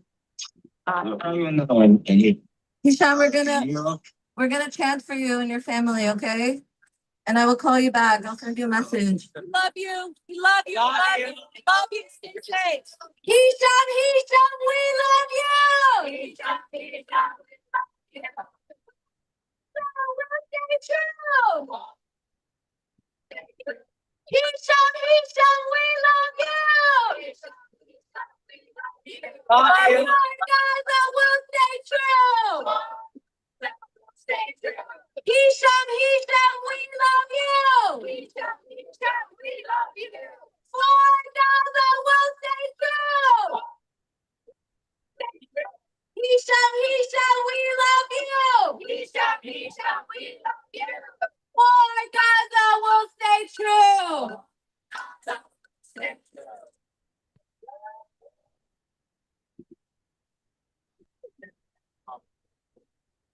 God bless you. God bless you. Thank you. Love you. Thank you. Call you back. Love you. I'm so happy to hear from you. Talk with you again.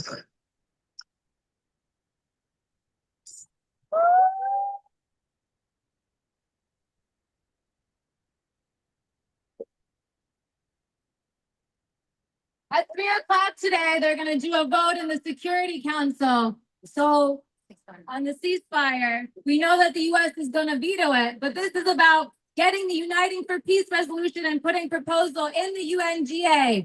So we know they're going to veto it today, but we got to take a stand and keep pushing for this Uniting for Peace proposal and get all of these missions. Now you know where a few of them are. You can stand and protest in front of them and get them to on the right side. Get them to stand for a protection force into Gaza now. We don't have much time, but we got to do everything we can. And we got to save people like Hisham and stand up and be their voice now.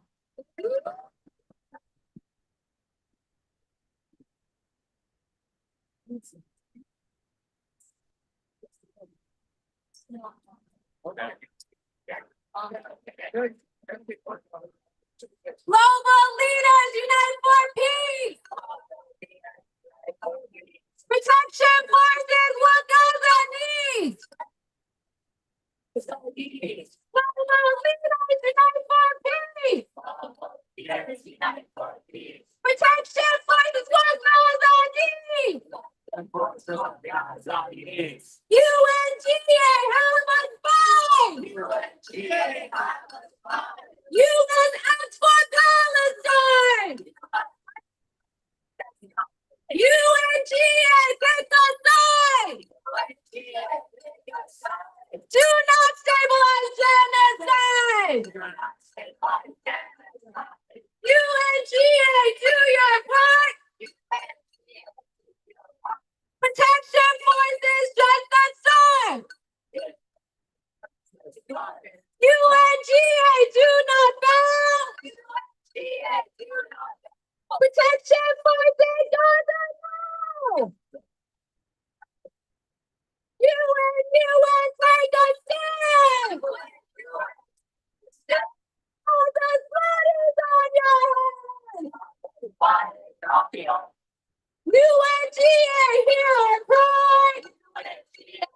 our cry. Protection for Palestine. UNGA, turn the tide. Time by time. Do not stabilize apartheid. By the law, you must abide. Time to stop the genocide. Stop the genocide. Every nation here goes as home. We demand freedom for all. Stop the veto, take a stand. Unite for peace in the Holy Land. Global leaders, unite for peace. Protection Force is what Gaza needs. Global leaders, unite for peace. Protection Force is what Gaza needs.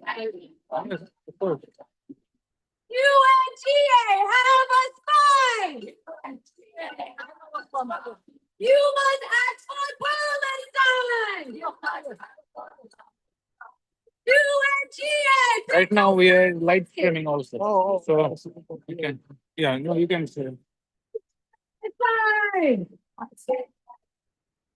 UNGA, do your part. Protection Forces just next door. UNGA, do not.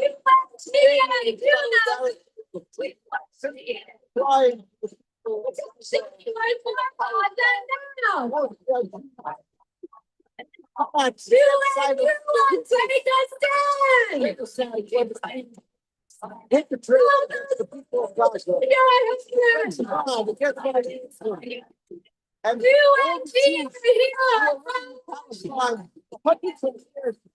Protection Force demonstrating. We got nothing to the army.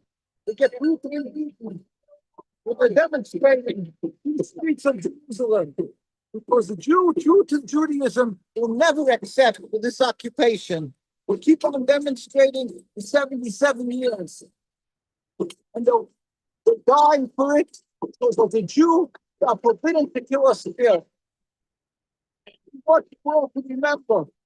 We're always living together, Jews and Muslims. We want the world to remember that the rabbis, from day one, were pleading with the United Nations and said, we don't want to stay.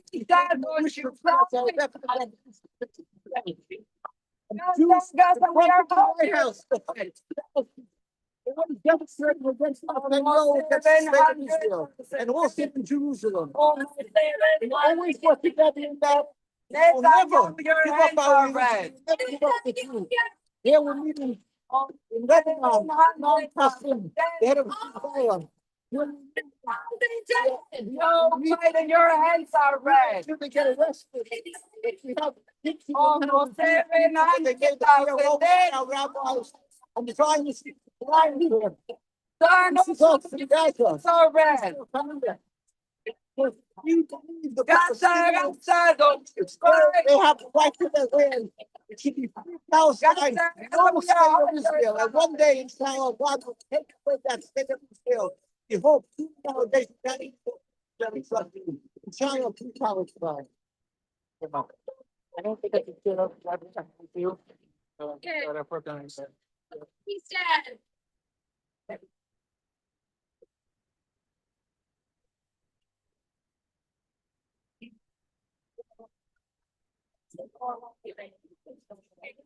Thank you. Yeah, I have your information, so I'll share it. I'm not sure. Have a card? I can give you my Instagram. Okay. You have a pen? I have a pen here. What's it? Or you can just take a picture of this. Have a what's up?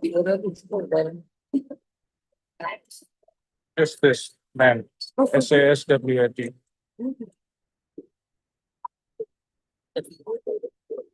Okay. I should be having you also in the video, but I'll send you more. Okay. Thank you. Thank you.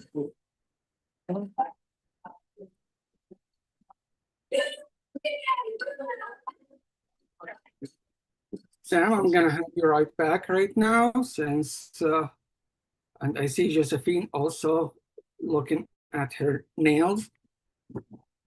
Can you hear me? Yes, good. Well, I'm just trying to see if Medea can Yes, I join can us. hear you.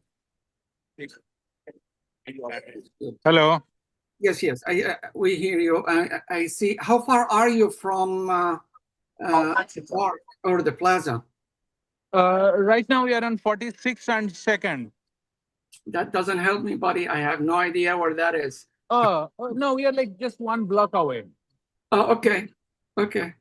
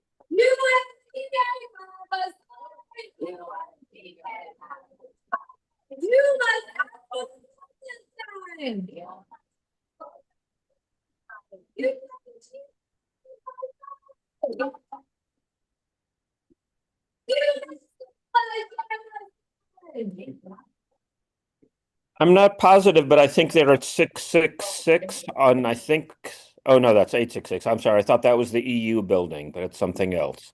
They're clearly going That's to. the Jordanian embassy, I believe. Excellent. Thank you, Josephine.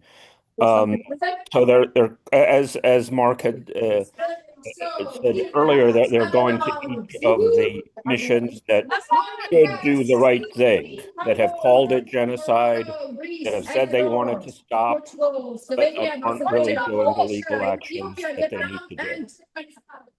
Yeah, they're gonna stop by almost about 12 or 13 different embassies in front of them to remind them of what they have called for and supported.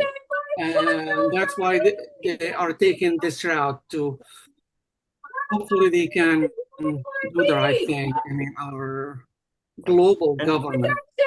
And we're going to hear from each of these governments next Tuesday as the heads of state speak at the UN General Assembly opening, and they're going to pontificate, and they're going to say about how they want peace and so on. And virtually every single one of them is seriously flawed in one way or another. Everybody's looking for peace, but what we need to do is look for the root cause of the current issue, is the occupation. If we remove the occupation, peace will come. There's no peace without justice, my friends. There's no peace without 100%, justice. 100%. That's why justice comes after we remove the occupation. The occupation is unjust, and this is what we need to stop immediately.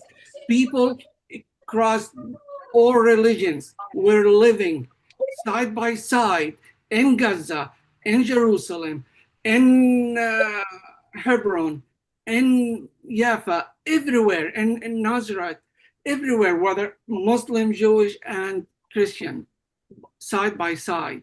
My late mom used to tell me, yes, her friends, her next door neighbor was Jew, and the other one across the street was Christian.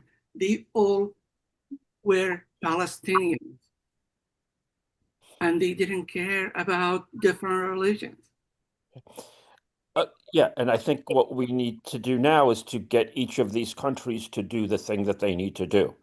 So, if there's a country that says it wants to stop the genocide, but they're still trading with Israel, we need to call that out. If Spain finally broke one of their weapons deals with Israel, good, but there are a lot more around the world, and I'm sure that there's more that Spain can do. Virtually every state can be pushed. I agree with you, Sam. The thing is, what disappoints me the most is not looking at Spain on the other side of almost halfway. What really disappoint everybody probably is to see Jordan next door, Of course. and or Egypt or Turkey or Emirates. Unite for peace. They're supporting this and Frank gets in from time to time. This is oh, Jill is there. That's good. We spoke last week. That's good. Yes. Thank you. Thank you. Yes.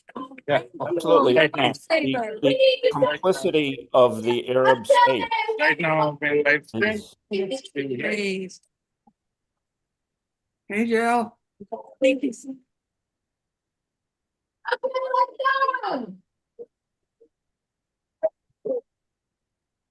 the complicity of the Arab states is totally horrible. And I think partly shows the longstanding designs by the US government. The Iraq War was a step to this. They gutted any independent Arabic country, which might have been oppressive in their own way, but that could pose a challenge to US Israeli domination. And now all they have are these quislings, and they need to be completely called out for their subservience to the US Israeli agenda. You're absolutely correct, Mark.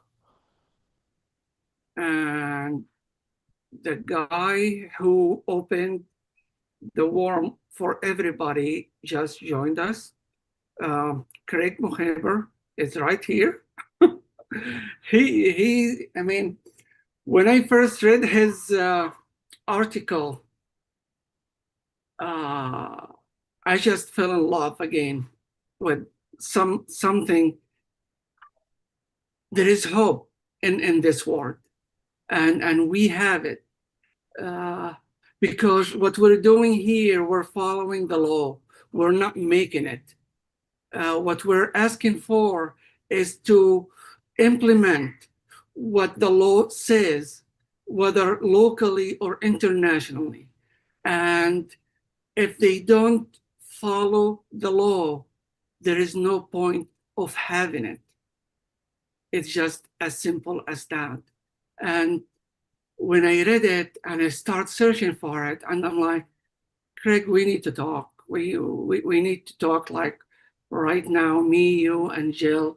And we had actually another person with Sam Sharafuddin, who is also with us, with me in the Arab and Muslim American Green Party caucus. But this movement, it is not a green movement only. It is actually a global movement. This movement is everybody's movement.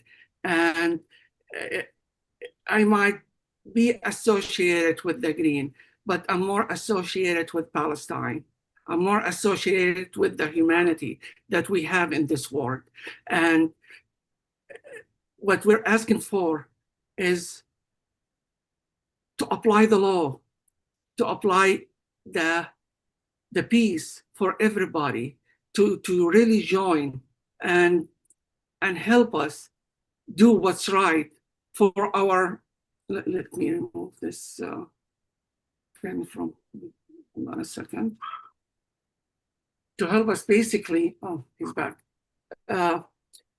It brings peace everywhere. And that's why I reach out to everybody, whether right side or left side, whoever spoke about Palestine, I reach out without naming names. I reach out to a lot of good names that associated to a specific so-called progressive. It's just like a cricket. They don't even answer. But that doesn't gonna make me stop. I have the right people. I have the entire world behind me. I don't need those complicit who just speak for the name of their party. I need those people who speak for Palestine to speak for Palestine without speaking about Palestine under specific umbrella for them. It is Palestine. It is not Democrat Palestine or Republican Palestine or any other party's Palestine. It is our Palestine. It is the global movement. And that's why I reach out to everybody, and everybody need to stand up and really join this movement, because under this movement, we are colorblind. I don't care even whether you're purple, green, red, or blue. You are looking for peace under the Uniting for Peace resolution. You are in this movement, and that is as simple as that.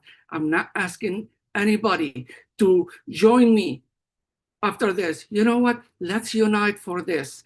And after we free Palestine, you can go right as you like. I'm going to stay going left, but I'm going, and I'm not going to stop until Palestine is free.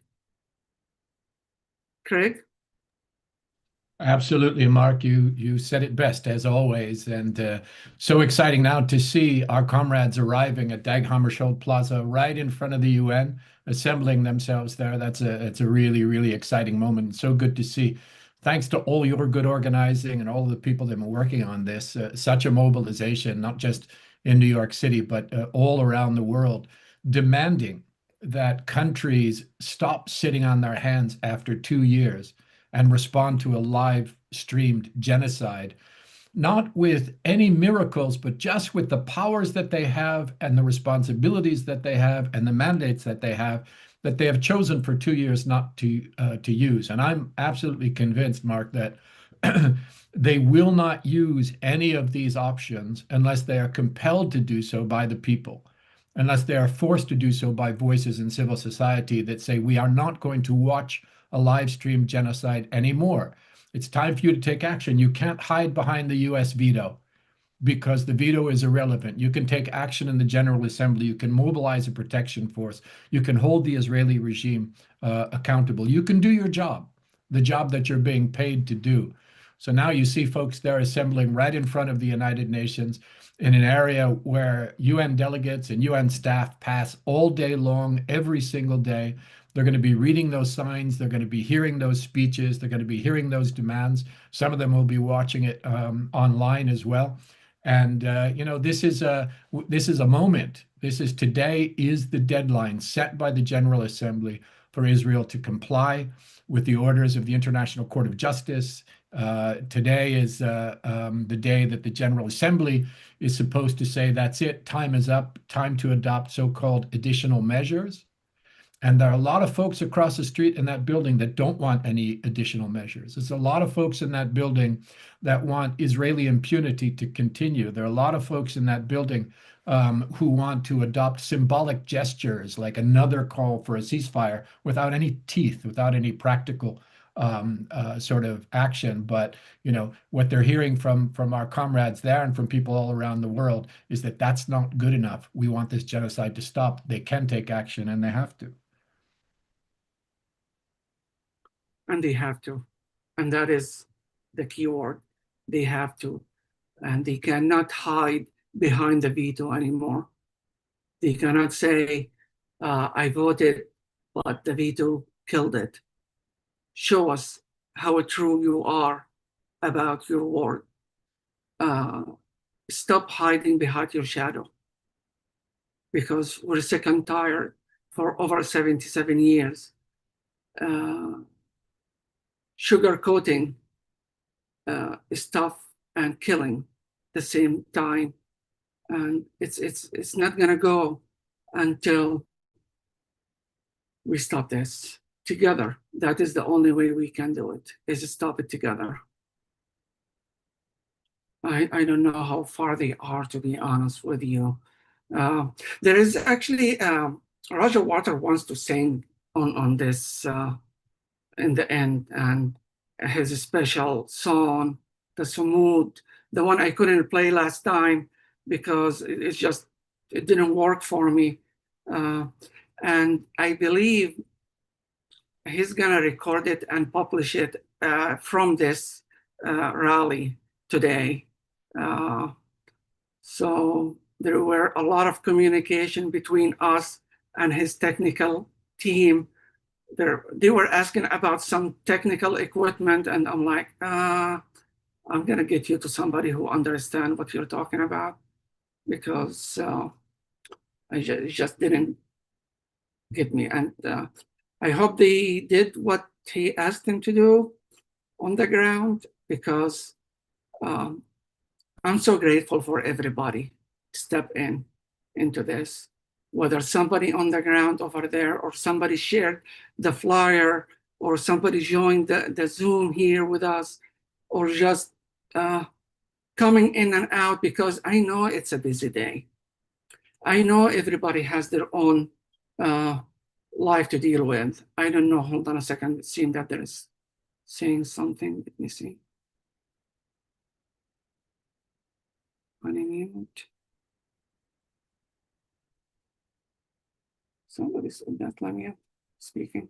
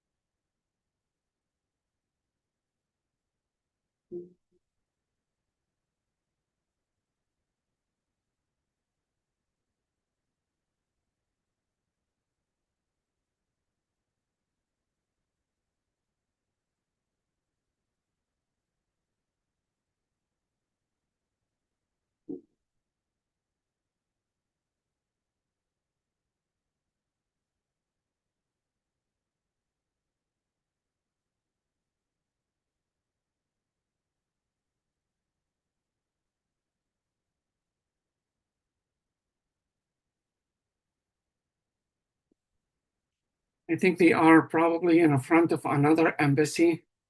I'm not sure. Somebody was talking. But definitely they're not at the park yet. Maybe are they? How far are they, do you think, Craig, from the park? They're actually at the park. Oh, well, there you go. Yeah. Yeah. Yes, you know.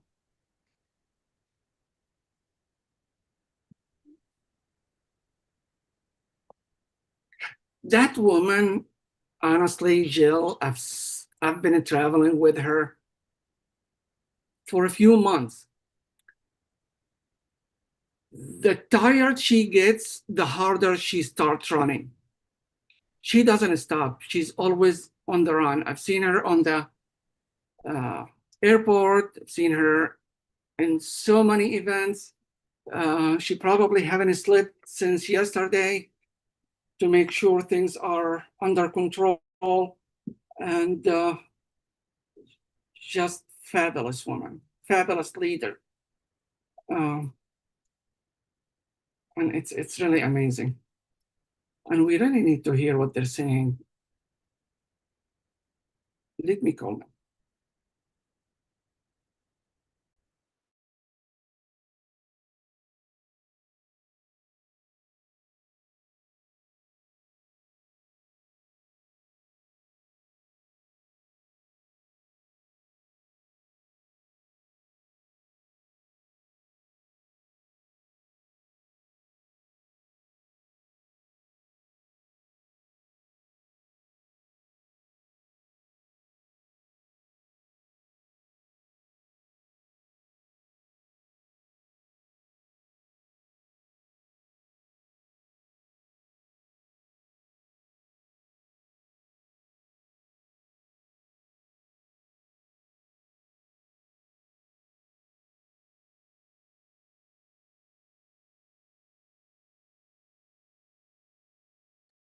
I see Roger Waters there.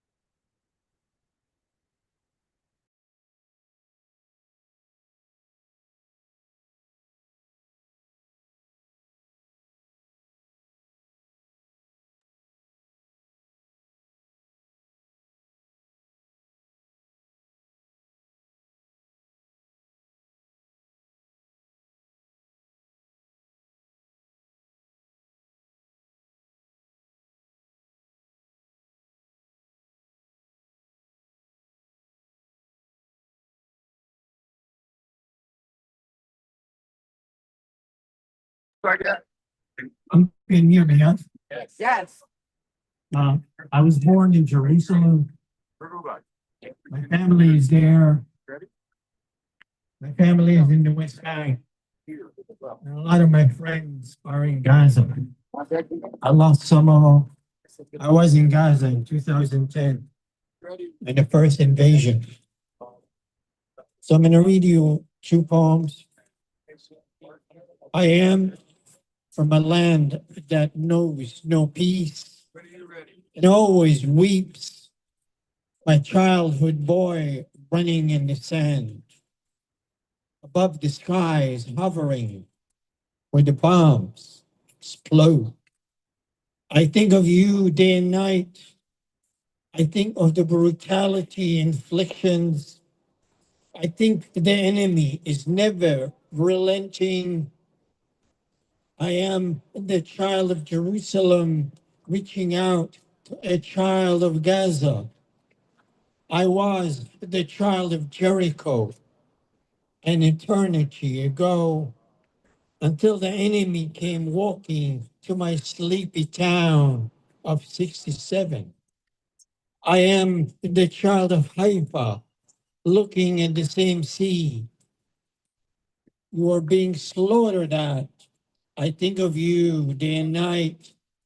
I will return to Jericho to sip mint tea, to smell the rain evaporating in hot summer nights, sleeping at my balcony. I don't know when you will return. Child of Gaza.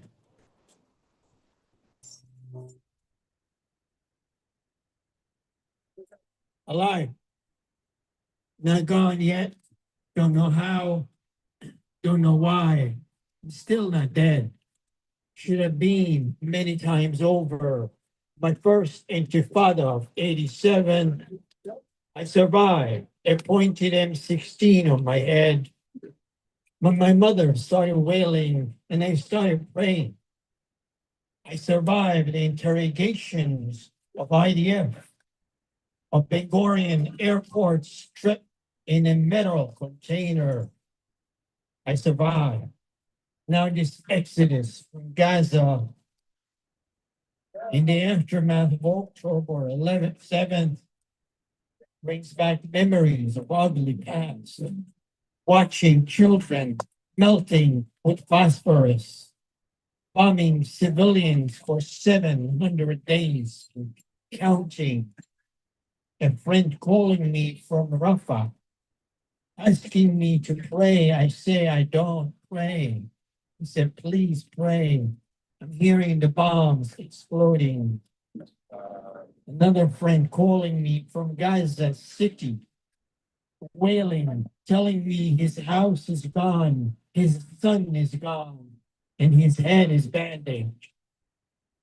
His parents in tatters don't know what to say to console him.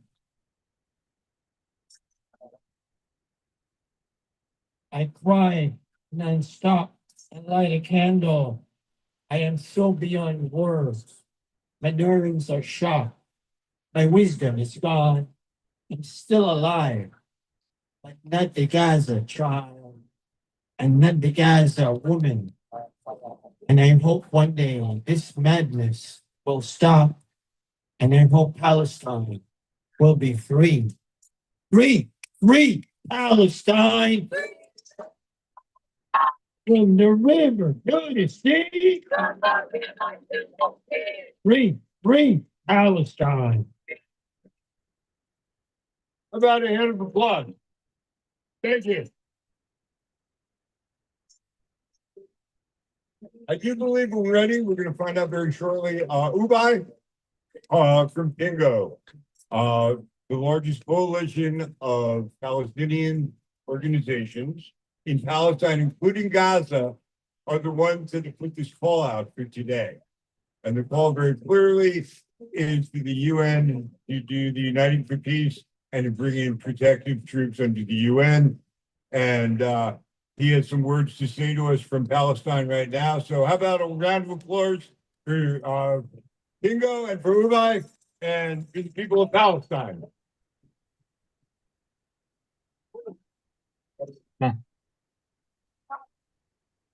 Thank you for this. I hope you can hear me in the plaza. I don't know, so I'll presume yes.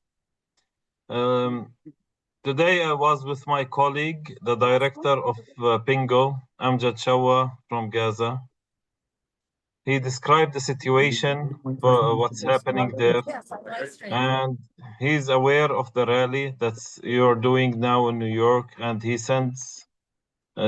told me that this gives him hope. This gives the people of Gaza hope. So the actions we're taking here today are calling for a uniting for peace resolution. The very essence of this resolution is that Palestinians are human beings and deserve to be protected. Our lives, our livelihoods, our families, our memories are not just there to be destroyed, and it's not okay to wait for the protection of Palestinians. The protection of Palestinians from this ongoing genocide, occupation, apartheid, ethnic cleansing needs to happen at this moment. We don't have another minute to spare. The situation in Gaza is really dire, and the situation in the West Bank is also deteriorating. In the West Bank, for example, Israel has already built up over 900 different checkpoints and gates that's not separating Palestinian villages and cities from Israeli or settlements. They are separating Palestinian communities from each other. What we are seeing in the Gaza Strip, I would say, is a model of what kind of world the Israeli government and those complicit officials from different countries, especially the United States, are planning for the entirety of the world. We always say as Palestinian civil society that Palestine is a microcosm. It's a microcosm of all of the injustices that are happening around the world. Whether it was the injustice of occupation, the injustice of dehumanization, the injustice of starving people to death, the injustice of denying people their rights, basic rights like right to travel, right to move, right to live, right to freedoms, all of those. Whatever happens in Palestine is an experiment that is and will affect people everywhere around the world. So the logo or the slogan that we will never be free unless we're all free, this is correct. This is true. What we are fighting here today for is not just for the liberation of Palestine, not just for the protection of Palestinians and ending the genocide against them. It's also for the liberation of the people around the world, the reclaiming of agency of the people, of their political systems. These political systems, we have become alien to them. The collective voice of the vast majority globally calls for a ceasefire, for a justice, for ending the occupation. But the governments are not moving in that direction. This is why we are calling for a United Nations General Assembly resolution on a ceasefire. We know the US will veto the weak Security Council resolution that has been proposed by the E10. It's a very weak resolution. It doesn't even compel Israel and put enforcement mechanisms on it. We know that once a government, a community has descended into genocidal practices from history, we know that this path, they cannot turn away from it on their own. They need to be forced to stop. They need to be forced to stop shooting and starving Palestinians.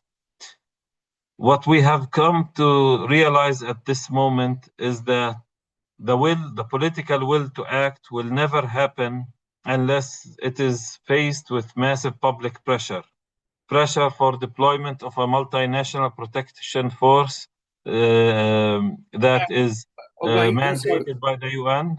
Yeah. Wait, I'm sorry, just give me a second. If you kind of stop, they're trying to put you, to have everybody on the ground. Go to our website, lifelineforpalestine.com, so they can watch you as well, not just hear you. Okay, I'll stop for a moment. He just stopped. I just want to make sure they're live.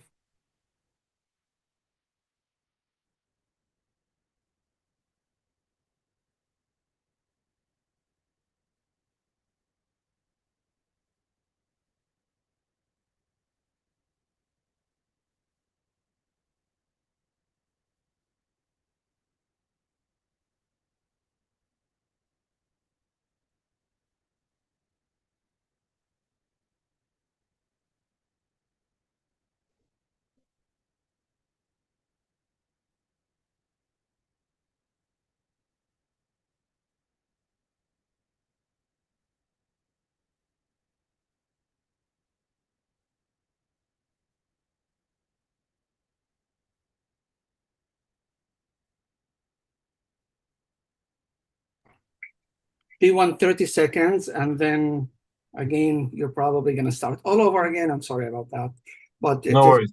It is important for them to put the face into the voice, and inshallah, one day they will have the pleasure to meet you in person. Well, it will be my pleasure and honor to meet everyone that's standing up at this moment. The entire world is standing up for us. They're standing up for themselves, by the way. If they stand up for Gaza and Palestine, they're standing up for themselves. It is not being selfish for asking to stand up for Gaza. It is being a human being that see the oppression like this and ignore it. That's why it's amazing to see everybody standing up together, again, united. I agree.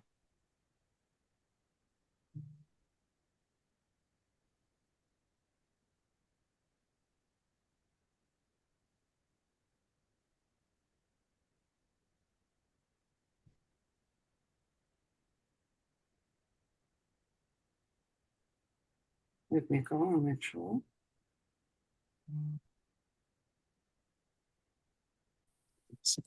Give us just a minute here. We're learning how to be a global community together to fight this genocide. So give us a minute to get the technology together. You're good. Joe, we're on.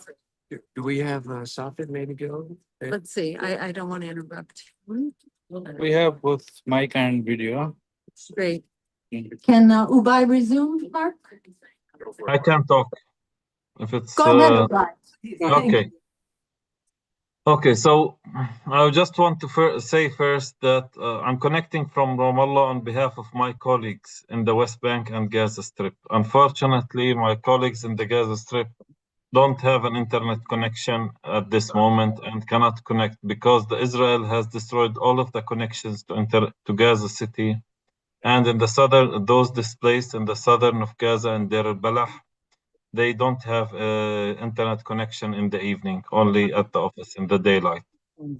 So we salute everyone here. We salute all of you that are standing together firmly, demanding an end to this genocide through a UN United Nations General Assembly resolution calling for a multinational protection force that would come and protect Palestinians against the ongoing genocide, starvation, guarantee the humanitarian corridors for food, medical aid, medical professionals, rescue teams to come in, rescue those that are still living, that need to be rescued, and help bury those many thousands of people that have been killed, bulldozed, or bombed by the Israeli occupation. The UN General Assembly resolution, what we see in it, we also see in it also as an opportunity to enact sanctions, call for sanctions, complete military embargo against the state of Israel, sanctions, political, economic, because the Israeli government will not stop on its own. History taught us that once a government, people in power, a society turns into genocidal and starts implementing a genocide, it will not stop on its own. It needs to be stopped by an outside force, by an intervention. What we call for as Palestinians also is the suspension of the Israeli credentials for the UN General Assembly.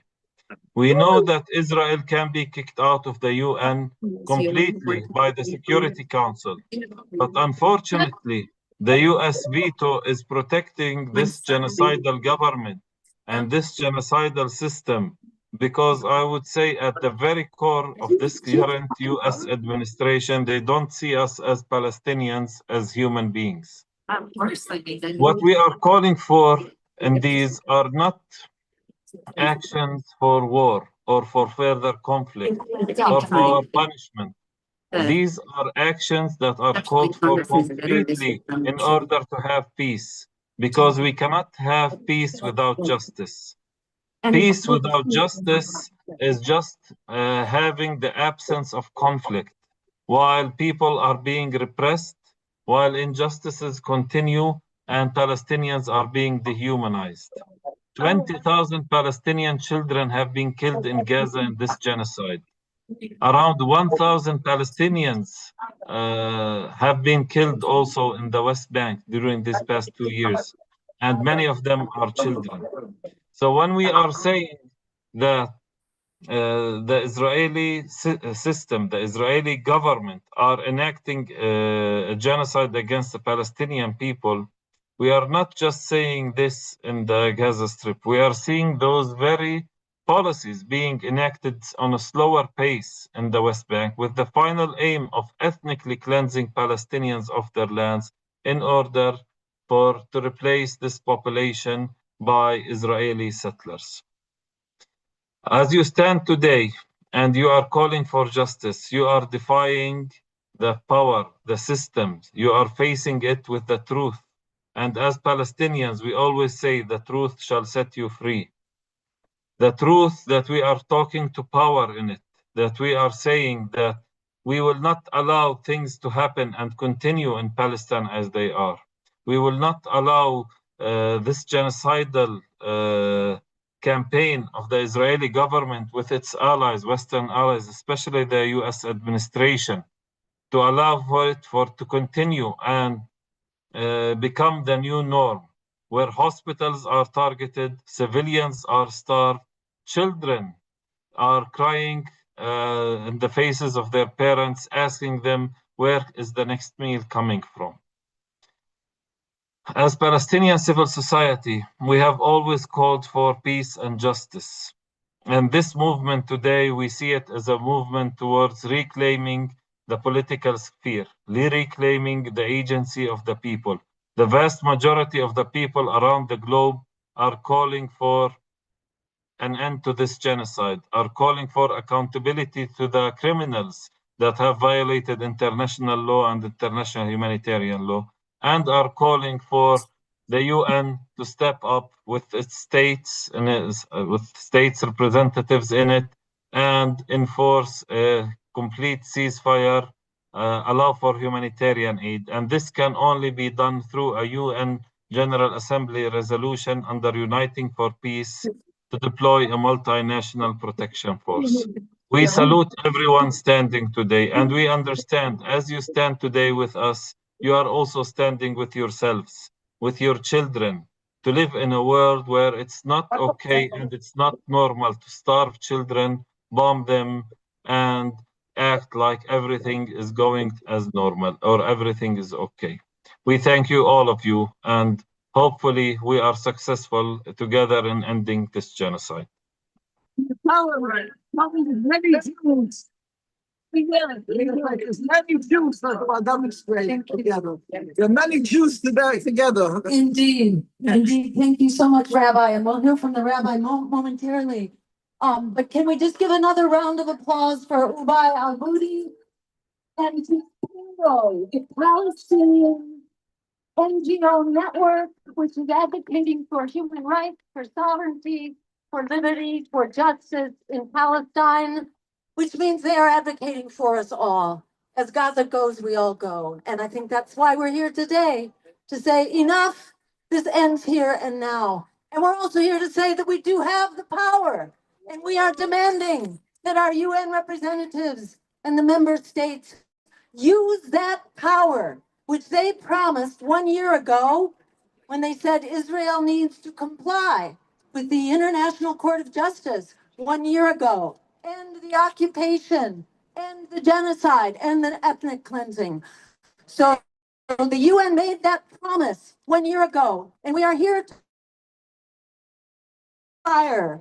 They need to stay the course. They need to hold the line for Palestine. 1 year ago, the UN voted by a 90% margin. It wasn't even close. The UN voted 1 year ago by 90% that if Israel was not complying, that it would face consequences that would compel it to comply. So that's what we're here for, to assert the power that we have and that we know we have. And we're letting our UN member states and the UN representatives know that we have the power and we're not going to walk away. We're here till this is over, till the genocide is over. I'm going to bring on now a couple of speakers. We have really wonderful speakers who are here today. And I want to give a big thank you, by the way, to the people who are behind the scenes, who are making this live stream work, which is really pretty incredible. I wasn't sure that that they were going to be able to pull this off in 1 week. In 1 week, it's hard enough to create a demo in 1 week. Well, they're doing this first of a kind, as far as I can tell, live international demo. If you missed it this morning, we had live streams from the flotilla, from the Sumud Flotilla in the Mediterranean, and hopefully we will get them back on. We are a very powerful global force for justice. And I think we are just waking up right now to how big, how unstoppable, how powerful we are. We're not going away. I think we are charting uncharted territory right now in people's movements and in uniting across people's movements. So this is an amazing beginning, and a big thank you to everyone. Big thank you. Can we have a round of applause for people against genocide everywhere? That's you, Eric Rubens. Eric, we're thanking you. Eric has been on this from way back when no one would listen. So it's just really remarkable who's coming together. So another remarkable person here today. I want to introduce Imam Safed Katorik, I hope I'm saying that correctly, who is with Justice for All and for Human Rights through the UN. So take it away. Thank you so much for being here with us today, Imam. Thank you, Dr. Bristol.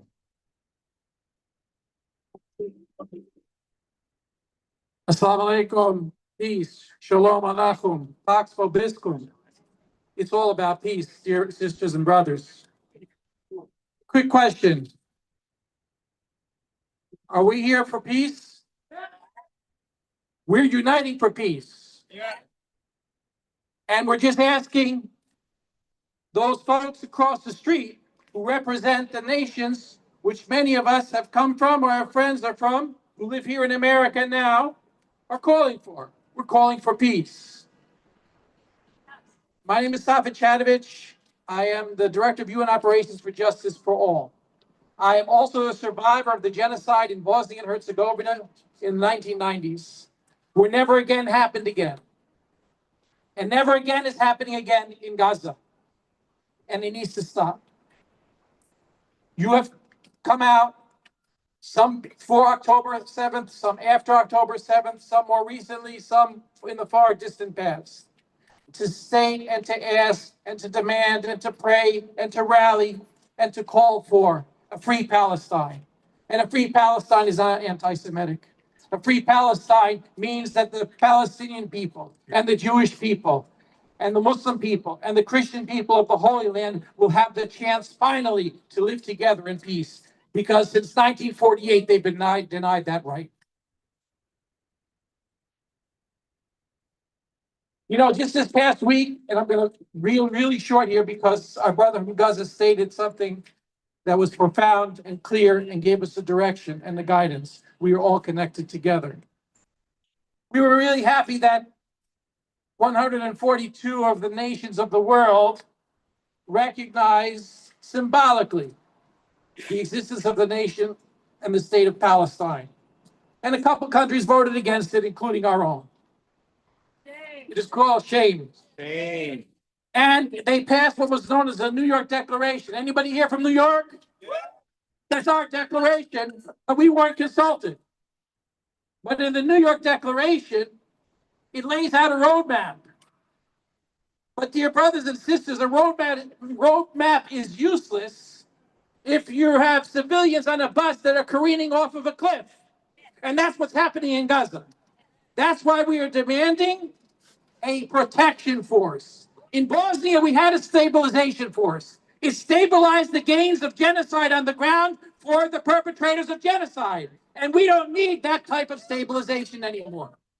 A protective force will ensure multinational, not something called GHF or whatever they call it. Multinational protection force will guarantee the delivery of aid that is just across the border in Rafah. The United Nations has told us there are 3 months worth of supplies ready to feed the 1.8 million people in Gaza. It's not 2 million. There's been many hundreds of thousands that have been killed.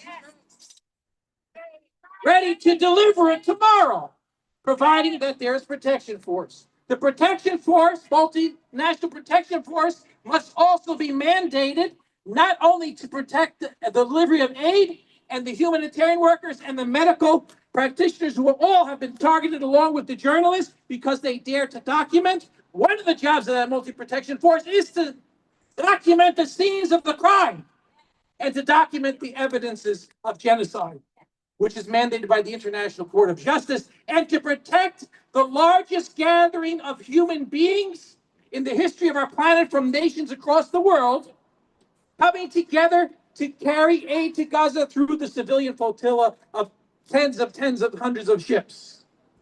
Protect them as well. Dear sisters and brothers, we need to act now as we've been acting before, but with more vigor.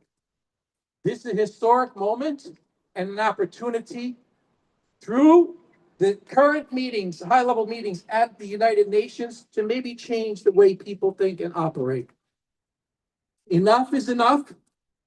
Multinational protection force is required. We're united for peace here. We got to make sure they're united for peace there. On September 21st, the United Nations celebrates the International Day of Peace. The International Day of Peace is said to be a day in which action for peace needs to take place. We don't need actionable frameworks anymore.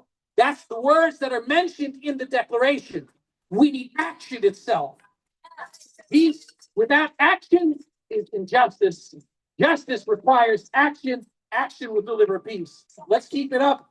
Let's keep praying and keep walking and keep talking and keep pressuring and keep organizing to ensure that the people of Gaza and the people of Palestine and the people of the occupied territories have a future that they rightly deserve.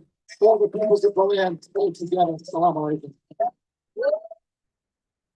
Let's hear it for Imam and Fatah. Thank you so much for your wise words. I'm going to keep it moving. We have really wonderful speakers here, and the day is getting on. I want to turn back to our live feed now. Right now, we're going to Niagara Falls, New York, where none other than Craig Mike Smokehyber, who has been one of the engines behind this movement. He's waiting to speak with us. He was a high-ranking UN official, UN human rights official for decades, actually, and he quit in protest shortly after the genocide really went full bore. So he has been calling for a protection force and for the UN to end its incredibly negligent and immoral failure to act. The UN needs to step up. If it can't step up now, what greater genocide would there be? This is really the worst on record, according to the recent ruling of the Independent Commission. This is as bad as genocide gets. This is clear cut. This is obvious in real time. The UN has the power to shut it down. So we're going to turn it over. Let's see, Safed, can you come back up here and let's get Greg's voice? But remember, if you go to lifelineforpalestine.com, you will see and hear Craig Mokhiber address us at this point. Thank you so much, and thank you, Craig, for being here. Thank Woo, you, let's Jill. get back. Hi, can you hear me? Hold on. Yes, we can hear you. Start again, Craig. Okay. Can you hear me now? Yes. Okay, great. All right. Thank you, Jill, sisters Just and ask them, brothers. Craig, I'm sorry, just ask them to mute themselves so they can just. Okay. We've got a request from the control. If you could mute yourself in New York Yeah. on Oh, got it. Yeah. This is a technological adventure. I'm going to assume now that you can hear me. There's no more interference. Jill, thank you so much. Thanks to everybody there at Dag Hammarskjöld Plaza in New York, all our sisters and brothers in Palestine, people who are following the live stream from around the world. Thank you very much, all of you, for being with us. I want the people there in New York to look behind where Jill was standing toward the East River, that building, that tall marble and glass building, and ask yourself, what are they waiting for? 2 years. 2 years of genocide publicly announced by the Israeli regime, live streamed to the world, loudly protested by people all around the globe for 2 years. 2 years of siege, massacres, mass abductions, torture camps, sexual violence, and starvation. 2 years of destruction of hospitals and schools and mosques and churches and food stores and homes and refugee shelters, aid facilities, UN compounds, agricultural fields, monuments, even cemeteries. 2 years of Gaza being reduced to a moonscape. 2 years of the Israeli regime breaking record after bloody record for the killing of children, the killing of journalists, the killing of medical workers, the killing of aid workers, and the killing of United Nations staff. 2 years of blocking aid and food and water and medicine and fuel and every essential of human life. 2 years of declarations of genocide from UN staff, UN human rights mechanisms, the special rapporteurs, the Commission of Inquiry, Amnesty International, Human Rights Watch, Palestinian human rights organizations, Israeli human rights organizations, genocide scholars, and international lawyers. 2 years of that. 2 years of the Israeli regime occupying land in Palestine, in Lebanon, and in Syria. 2 years of the Israeli regime committing aggression in Lebanon, Syria, Iraq, Iran, Yemen, and beyond. 2 years of assassinations abroad, transnational Israeli terrorist attacks, and the use of the regime's proxies in Western countries to persecute students and academics and human rights defenders and peace activists in their own countries. And in 2 years, what has the United Nations done? Far too little. Of course, some in the UN have been absolutely heroic. The UNRWA workers, 360 of whom have been murdered in this genocide, many along with their families, and many of whom continue to support their neighbors in Gaza today. We honor that part of the UN. The UN human rights rapporteurs and independent experts like Francesca Albanese, who continues to do brilliant and principled work despite attacks from Israel, from the US and their proxies, smears and death threats and US sanctions. We stand in solidarity with them too. But what of the senior political leadership of the United Nations, even today, who refuse to utter the word genocide?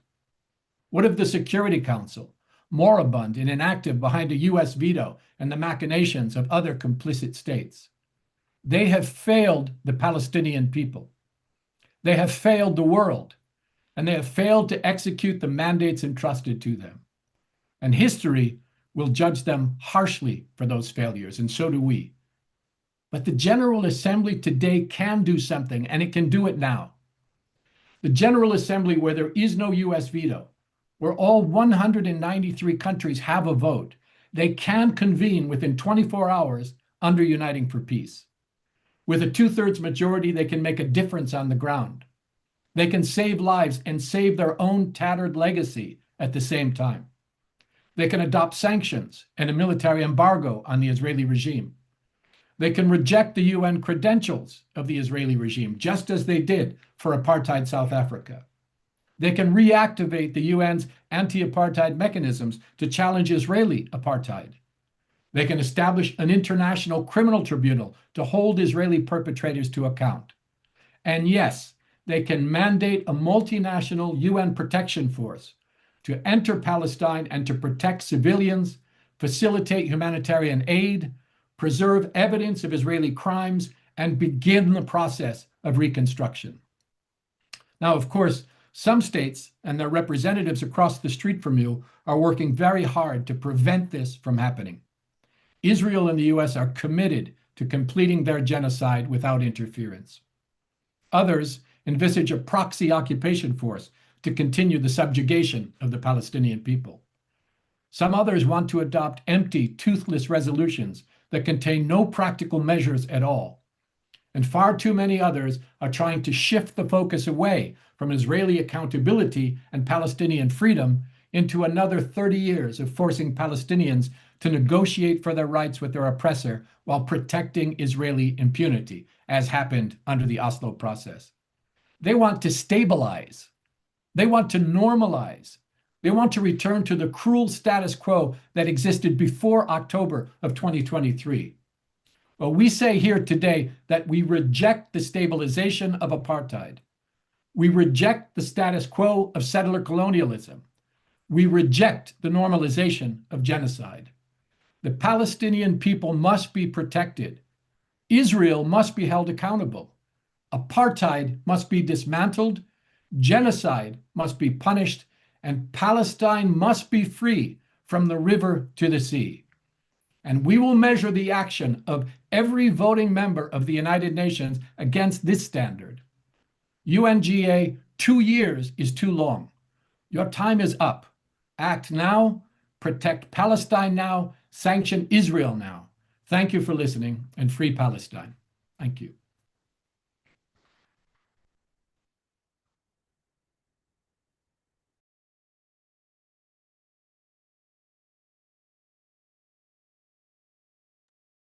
Thank you, Craig. Can you unmute guys from New York? Earth to New York. New York, can you unmute, please?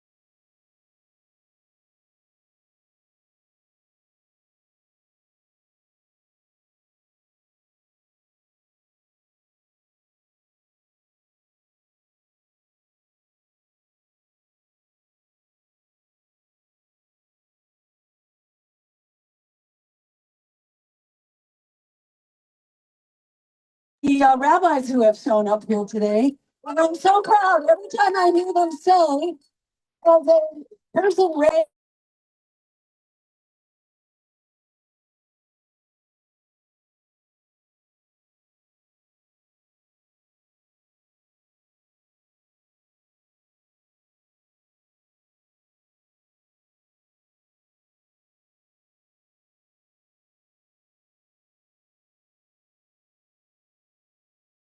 than Zionism itself.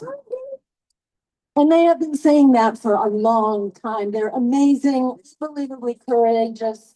They take a lot of abuse for it. So I want to thank so much Rabbi David Weiss, who's here to say a few words to us from their wonderful movie. With the help of the Almighty, I pray to the Almighty to bestow upon me His truth, His wisdom, that I may be worthy of conveying His message, and so, inshallah, sanctify His name and bring peace to the world. Amen. Assalamu alaikum and greetings to everybody. It is an honor and a privilege to be amongst people who are standing up for, people say human rights, we call this godliness.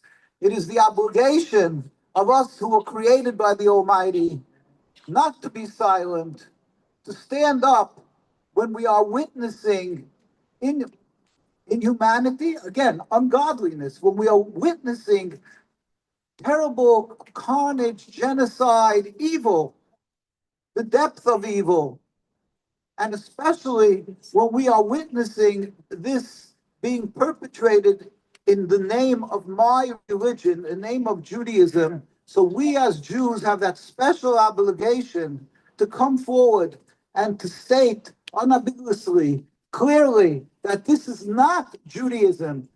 Our name has been forged.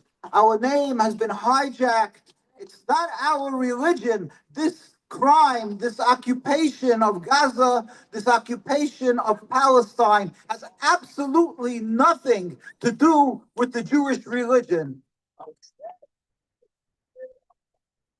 Jews and Muslims have been living together in every Arab and Muslim land for thousands of years, literally, whether it be in Iran, whether it was in Egypt, or in Morocco, or Yemen, or wherever it is, and in Palestine, under the Ottoman Empire, under the Caliphate, under a Muslim Caliphate, we were living there. Not only we were living there, but better said, we were embraced and taken in because we were suffering in Europe, under the European world, under people who are from the Christian faith, and the Jewish people. They were trying to forcefully convert them. As we know, the sad history of hundreds of years of Jews, what we went through in Spain, Portugal, there was the Marranos who tried to hide. The fact was that Jews were thrown into fires. They were literally tortured to death, or others were banished from the lands, including, we are in New York. There's a city called York in England. I don't know who's aware of that, but we went to visit York. York has a very sad history where the Jews were supposed to be protected. They were gathering, and they came to kill the Jews, and they gathered, and there's a big castle in the center of the city. And on the bottom of the castle, till today, there's a big sign stating that a few hundred Jews and Jewesses gave their lives. They were ready to be burnt, and they were burnt alive. They burnt themselves in order that they shouldn't be converted out of their religion. So Jews went through a terrible, terrible history. And when this happened, the Muslim countries went and they embraced the Jews. They knew they were scholars, and they took the Jews in their countries. Even though we have a distinctly different religion, it was not an impediment to coexistence, because the difference of religion is not an impediment to coexistence. We have been living for hundreds of years without any human rights groups to protect. It was never the issue. The issue we are witnessing today is not like the Zionist evil narrative, the claim that the Muslims hate the Jews. There's an ingrained hate. The evil is that there came a movement, a selfish nationalist movement, that decided to have the land to themselves, and therefore they decided to claim it in order to give it the legitimacy in the name of a religion. They claimed it in the name of Judaism. But this is false. That is part of the crime. That is part of the Nakba, using the religion to occupy. It is no wonder that the Muslim people around the world, the people of Palestine, are so frustrated, and their voices are muted, but they simply cannot take this oppression, because they say, we're not anti-Semites. How dare you accuse us of being anti-Semites? In 1947, rather, the chief rabbi of Palestine, Rabbi Dushinsky, of blessed memory, pleaded with the United Nations, the delegation that came there. And he said, we furthermore wish to express our definite opposition to a Jewish state in any part of Palestine. This was in 1947, before it was ratified. He said, I'm the head of the community here. We don't want this. We're not aspiring for this. We simply want to live among the Palestinian people in peace.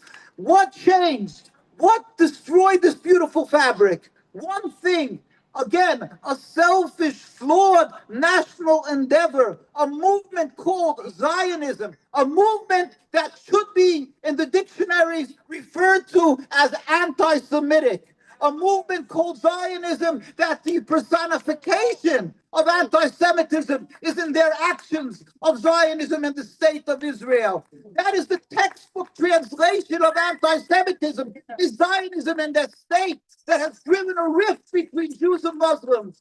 We are witnessing in Gaza City something that there's no words. So many people, eloquent speakers, get up and try to describe what the inhumanity is, and they can't find the words because we're beyond words. We are beyond any concept of human dignity, and therefore we cannot be silent. We as Jews plead with the world. Hear our voice. We are here in front of the United Nations. Why? Because the United Nations, this momentous occasion, they're going to be gathering this week because they were created to bring peace in the world. They were created to justify any problems without killing, without murder, without pain. We are pleading with you. You ratified the state of Israel in 1948. You broke it. You fix it. Bring an end to this occupation. It should be a free Palestine. I'm just let me end with this. We plead with the world leaders. God gave you this lofty position. You are blessed. And if you have this lofty position, do not abuse this greatness that God gave you. Humanity around the world is crying and hurting with the people of Gaza. We plead with you as Jews. We plead with you as people who went through the Holocaust.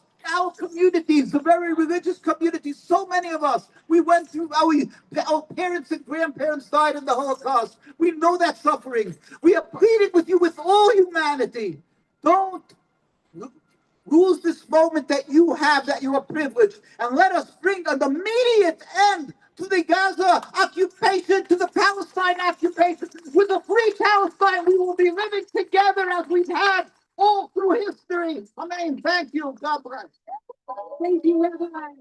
Let's hear it for Rabbi David Weiss. Thank you so very much.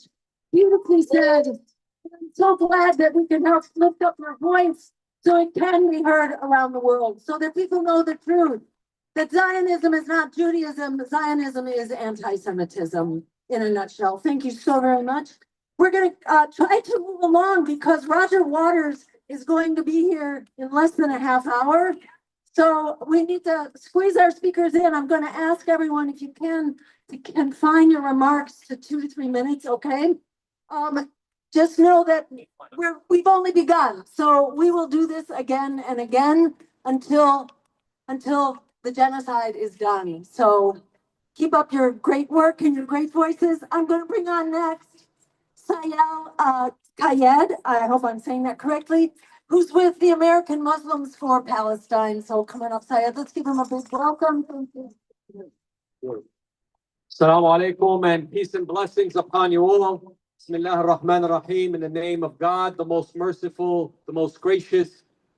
It's been 2 years now since Satan's army called Israel has bombing Gaza the 6th time in the last 20 years. Continuous bombardment, these bloodthirsty devils. And if you seriously don't understand what's going on in Gaza and Palestine, and you're still a little bit neutral on the cause, I really don't know what more to tell you. When you see parents carrying their babies full of blood and taking them to the cemetery, all the bombing hospitals, schools, churches, and then you want to bring Netanyahu next week to the United Nations, he should be in The Hague in the International Criminal Court and be put into jail, him and his whole IDF, Satan's army. I really don't know what to tell those people. Maybe, I don't know, do they need educating? Do they need to see some pictures of bloody babies with shots in their head, with the famine? I don't know what more to tell these people. I still feel like some people need to be educated. Maybe we need to have some space, whether it's a synagogue or a church or a bookstore or a mosque, to educate them on what's going on.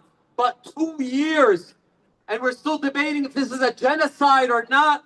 To me, it's past the genocide status. To me, it's an official Holocaust of the Palestinian people. And we need to start dividing ourselves into different committees. We have people that like to have street rallies. That's great. Do the street protests. We have people that are great with social media, continuously share the word and explain and educate and create that awareness on the media platforms. There's also another force that needs to be created to fight on the legislative end.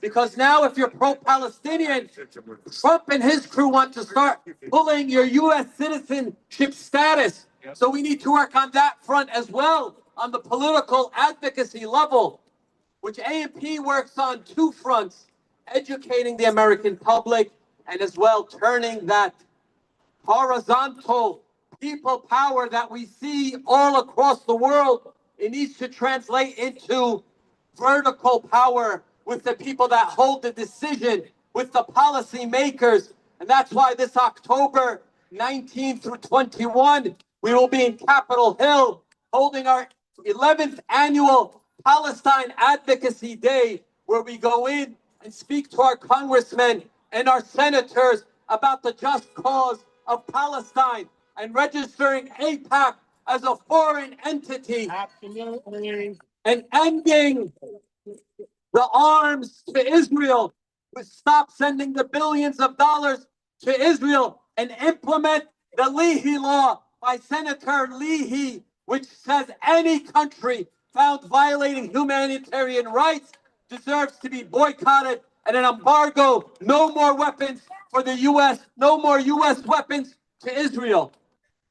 So if you haven't registered already, go to ajpalestine.org and register and speak to your representatives. We need a large delegation here from New York. Reach out to us from AMP, New Jersey, and we're going to have buses going down where it's official meetings, talking to congressional representatives, senatorial representatives. And my last and final message is I salute the people of Gaza and Palestine for the steadfastness for 2 years. 2 years. They are true embodiment of what steadfastness and patience, and that word in Arabic, sabr. Sabr is not just patience. Sabr is when you're under that saw and you stay steadfast and you stay resolute and you stay having that sumud. They're teaching us what it means to be Palestinian and be a human under all this aggression for 2 years. And it hasn't just been 2 years. Before that, the 20 years of siege on Gaza. And before that, the 78 years of Nakba. And before that, the Balfour Declaration, over 100 years. So when you stand for Palestine, you stand for all humanitarian causes across the world. Thank you so much and keep up the fight. Let's hear it for Kayat, the American Muslims for Palestine. Thank you so very much. We're going to keep moving along because Roger Waters is going to be here pretty soon, and we have a few more amazing speakers. Next in the lineup is Zayed Ramadan, who is with, he has been with many organizations, including the Malcolm X and Dr. Betty Shabazz Center and the Council on American Islamic Relations in New York. And so let's give him a big welcome and thank you so much for your wonderful. Thank you, Phil. Thank you for bringing us all together. I think the theme of unity and peace has to be the foundation of every movement that stands against the oppression, the tyranny of what's happening over here, what's happening in Gaza. I interned there when I was 21 years old, and I had a belief that it solved man's problems when they fought each other around the world's problems. And I realized watching all these people with suits walk by that they're just working, and that it doesn't matter what suits were here 21 years ago, or when I was 21, or what suits are walking by now. As long as you have oppression and a veto, whether it's by the US or someone else, we can't get work done. We can't solve the world's problems. This is an opportunity to override the overriding veto.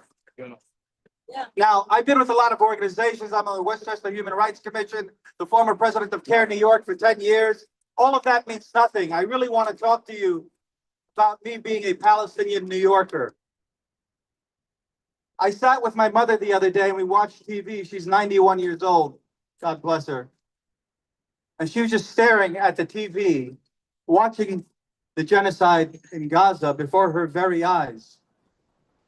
I said to her, excuse me, I get a little emotional. I said, Mom, I remember in '82 when you were a kid, when I was a kid, I saw you looking at TV and crying, watching Sabra and Shatila and the massacre of over 3,000 people.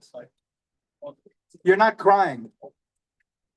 She said, I thought I saw it all when I was 15 years old and carried my 2-year-old brother during the Nakba from Gaza over to the West Bank, walking, while my parents held everything we owned in our entire lives.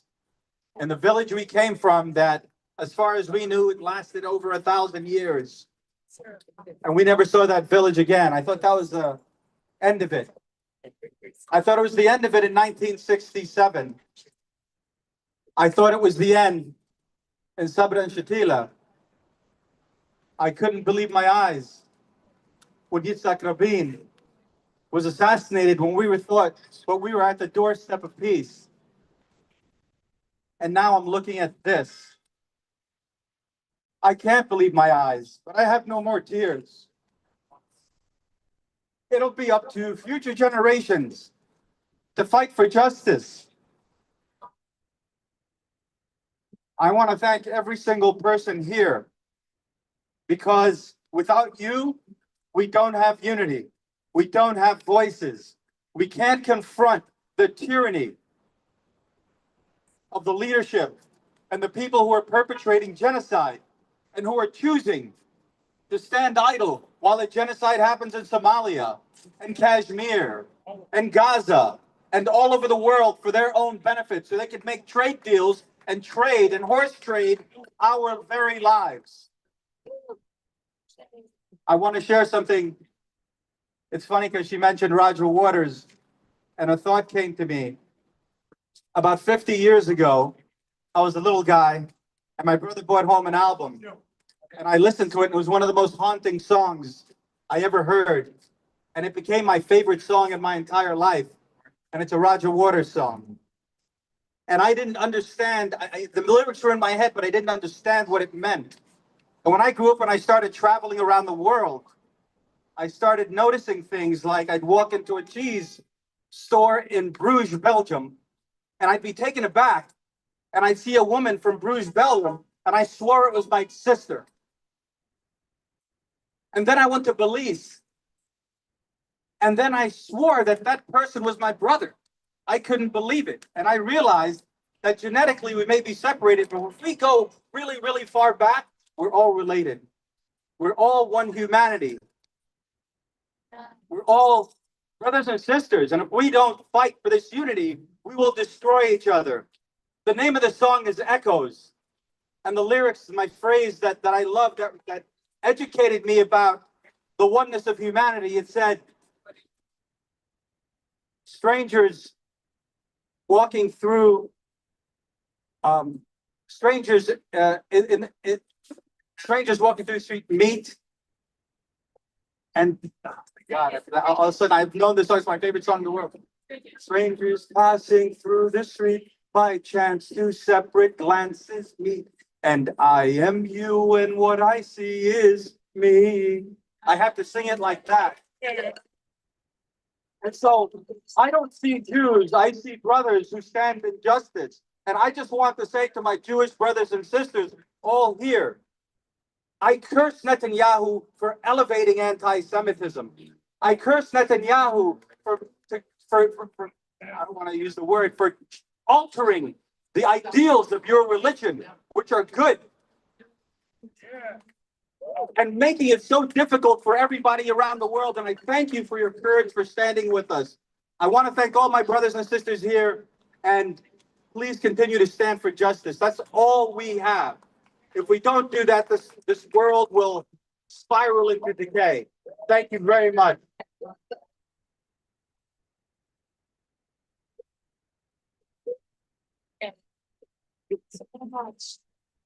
Thank you so much for those really powerful words. And we're going to keep moving because Roger is here, as you may know, and he's getting set up. But we still have some amazing voices that we are really honored to have here today. And the next one is actually Sarah. Can we hang on to her, Sarah?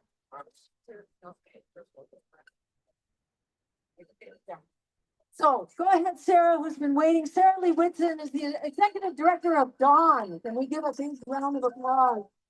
Dawn, which is an amazing human rights organization for Palestinians. They can tell us more about that. Hi, everyone. Thank you for being here. Thank you for joining us today. I don't want to repeat the remarks of all of the prior speakers, because what the international community needs to be doing now to stop the genocide is crystal clear. The orders of the General Assembly have been crystal clear for over 1 year on the need to impose trade sanctions on Israel, on the need to prosecute Israelis and those who aid and abet Israeli-Palestine in criminal courts of law. There is only one reason that these actions have not been taken in a way that reflects the urgency of the situation. There's one reason, and that is American support for Israel, American protection for Israel. The United States and Israel are isolated in the whole world. Nobody supports Israel except for the United States. And that support for the United States happens for one reason, and that is the corruption of our democracy by foreign influence groups, by moneyed elites who are undermining not just the lives of Palestinians, who are allowing the United States to aid and abet and facilitate the genocide against Palestinians. They are also destroying freedom of speech in our own country. They are shuttering academic freedom in our own country. They are arresting journalists, deporting activists in our own country. What's at stake now is not just about Palestine. And if you don't care enough about the Palestinian people and the extraordinary inhumanity that they are being subjected to, then care a little bit about our own democracy and our own constitution. The reason the international community has not yet taken the actions that we are demanding today is because they are cowardly and they are afraid of one country. That's the United States. It is not Israel. That is why my organization, Dawn, is suing the United States government, suing the State Department for failing to enforce the land laws. We will not be intimidated. We will not be cowed. We will not be bullied, because we are Americans and we want our freedom of speech, and we want our government to stop aiding and abetting the genocide in Gaza. I want to call out the Arab states in particular, who even when their own countries are under bombardment of Israel, Qatar, Syria, Iraq, Lebanon, Yemen, what have they done in the face of relentless Israeli aggression and destabilization throughout the region? Nothing.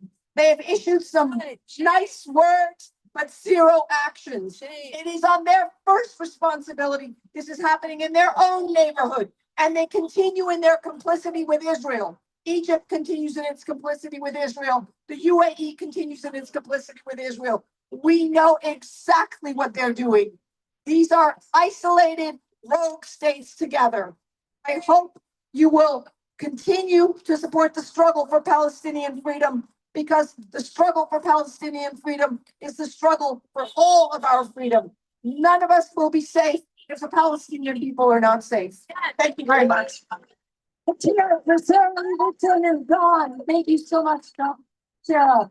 And then real quickly, we are going to hear on your cell phone, go to lifelinefrompalestine.com and you will see and hear a live feed with Josephine Guilbeault.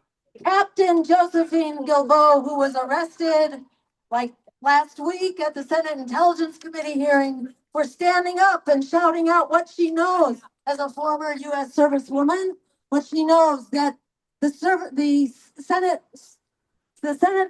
Foreign Relations Committee and all of those bigwigs in DC, they are complicit. They are guilty. And she was arrested for standing up and shouting that out, as she has been doing ever since she left the service, really in protest of what is going on in Gaza. So if you can connect us now real quickly and let's see, we'll bring our live feed up. Come on up.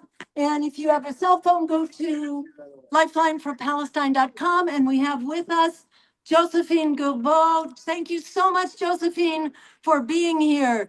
Share a little bit of your wisdom. We've got like 2 minutes. Roger is standing by here, but we would love to hear your wisdom. Thank you so much. Thank you for having me. My name's Josephine Guilbeault. I am a 17-year Army veteran and a former intelligence officer. My background is a conservative Christian. It's something I have identified with my entire life. And I echo what the rabbi, not in my name. I will not allow the United States government to, in the name of Christianity, on the Palestinian people. My millions and millions of people from around the world, and we refuse to allow our identities to be used as a scapegoat for the genocide of the Palestinian people. I call upon the United Nations General Assembly to enact the Uniting for Peace resolution now. We need a protection force to protect Palestinians now. We have all witnessed the genocide inside of Gaza. We have all witnessed the children being slaughtered, limbs missing, their body parts coming out. We cannot watch this any longer. As Sarah said, we call upon the Arab League to have the courage to do what is necessary. Fight like a hero. When you fight like a hero, it means you are battling from a place of strength. You are standing up with confidence, knowing you will be victorious. It means you are full of courage, even if the situation feels scary and the odds seem stacked against you. Fighting like a hero can be done. We have the people, everyone globally supports this. Please, we call upon the United Nations General Assembly to please enact the Uniting for Peace resolution now. Thank you.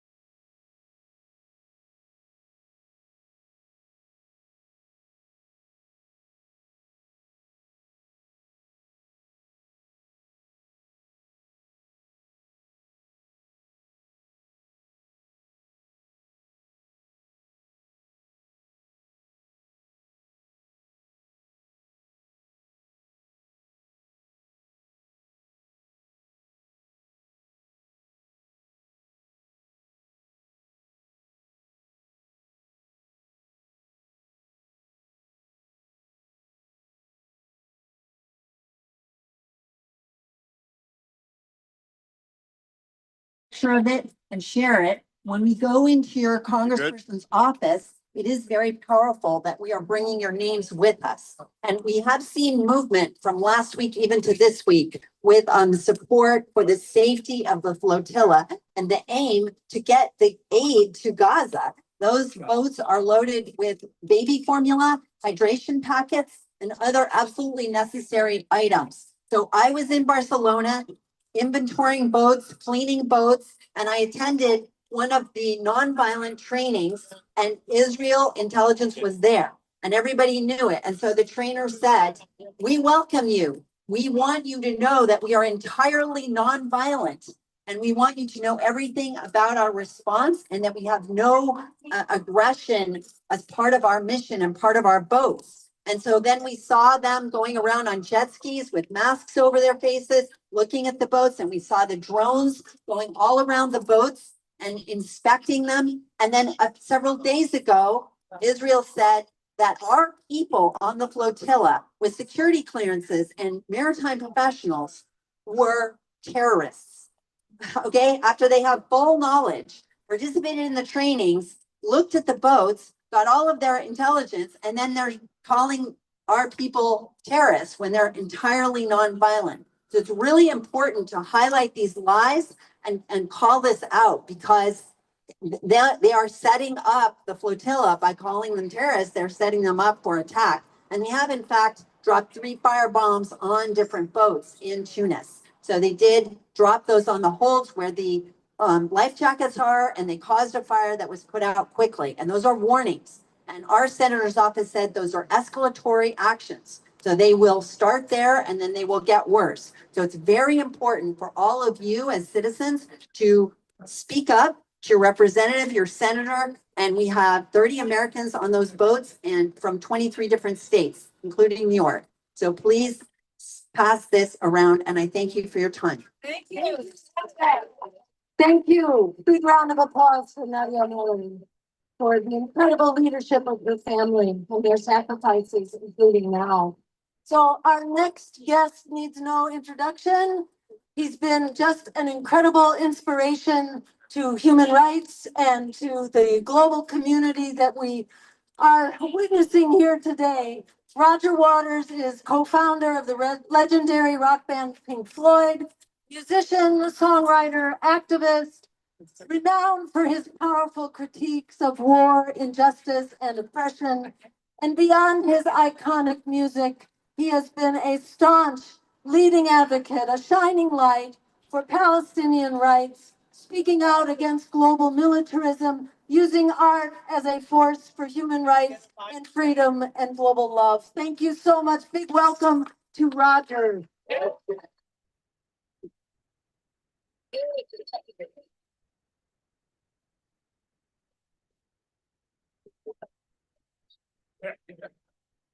Why do you stop? Yeah.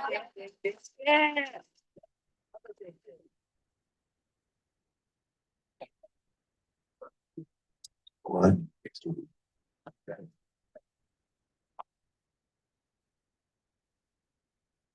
Yeah, that's perfect. Yes, yeah. I don't need one for my bollocks. It's all right. We're live streaming this. So. God, it's good to see you all here. I'm going to have to remove my cafe now, because otherwise I'm going to explode with the heat. But I thought I should. So. There we are. And oh, fuck. Excuse my friend. All right. I sat last night and rehashed actually a speech that I recorded last Wednesday and sent off to the Germans. They had a meeting very like this one. I haven't seen it or what happened, but at the Brandenburg Gate in Berlin. So I made a little video and sent it to them. Of course, they cut it to shreds, and I hardly speak English. You know what they're like, the Germans. But I actually put out the unedited version of it on Instagram. And I'm happy to say, but some of you may have seen it, because it's had 550,000 readings as we speak. So I'm proud of that. And I hope that any of you who might have seen it will not be bored if I repeat some bits from it. Okay. Somebody just told me just now on the side here, which I didn't know. I did know that there was a meeting of the Security Council today. It's happened. Okay, and I do know that it was a resolution introduced by non-aligned or by people who are not one of the 5 permanent members,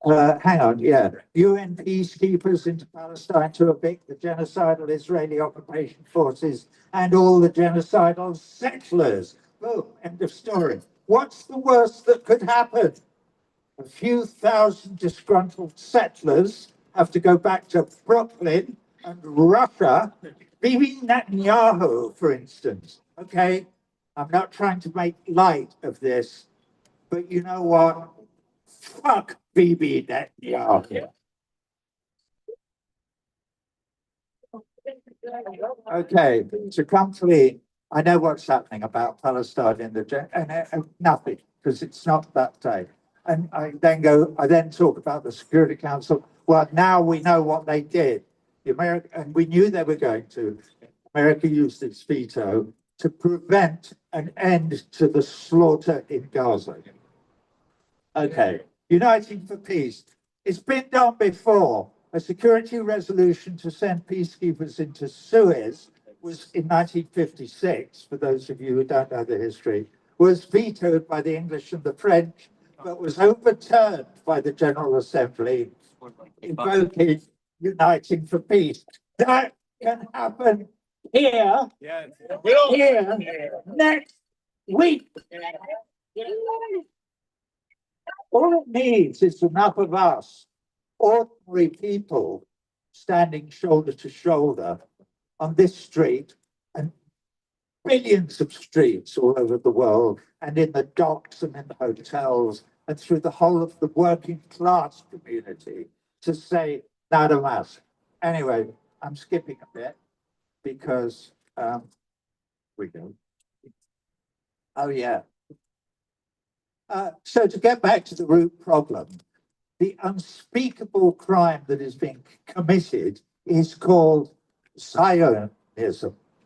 Our leaders support it either because, as is the case in the US, Miriam Adelson has paid them to, or, as is the case in the UK, because they still secretly believe in their own manifest destiny to plunder the earth. And I'll go on to say how, we all have this weird primal disdain built into the European soul that we are superior to other peoples in the globe, particularly peoples of color and peoples from the global south. So when they look at Palestine, our leaders, they are reminded of their own unspeakable colonial history in North and South America and Australasia and Africa, be they English, Spanish, Dutch, Portuguese, French, or German. Their colonial projects were never pretty. Colonists consider themselves superior to the indigenous people whose lands they stole, always believing in their manifest destiny to act as they please in colonized land, even if what pleases them is rape, pillage, and murder. They still believe it. And that is why they encourage the Zionist entity. They believe it is the Zionist entity's God-given right.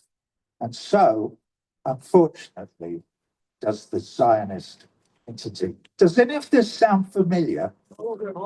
Have you listened to Ben Gvir or Smotrich or Netanyahu on the subject? Or have you listened to Donald Trump or his son-in-law, Jared Kushner, or Zuckerberg, or Mike Huckabee, or Alex Karp, CEO of Palantir, or any of the other Ubermensch assholes? I have. Anyway, the raping and pillaging is basically just a sideshow. The fundamental object of the exercise is always to steal the land. I know you know all this. I'll get through this as quick. All right. I'm losing that radio. Blah, blah, blah. Western governments, when they collude in Israel's terrain, blah, blah, blah, they're defending our own indefensible colonial power. Blah, blah, blah, blah, blah. I recently wrote a new song. I'm going to play it over the PA. settle down. It's about 8 minutes long. There's a line in it towards the end that says, she's going to interrupt me in a minute. We're sorry that we've done it, Mummy. We only done it for the fucking money. So what do you think? Shall I break for a song? Go to lifelineforpalestine.com to watch the video live now. I don't think there is a video, but you can listen to the song live now. Can we play it now, please? Take your time. Whoever that is. Oh, it's just the mixing one. So I've been working with you for the last 6 Yes, give me a second. now. Just there's a button there that says play. Put your fucking finger on it. Push it. This is not rocket science.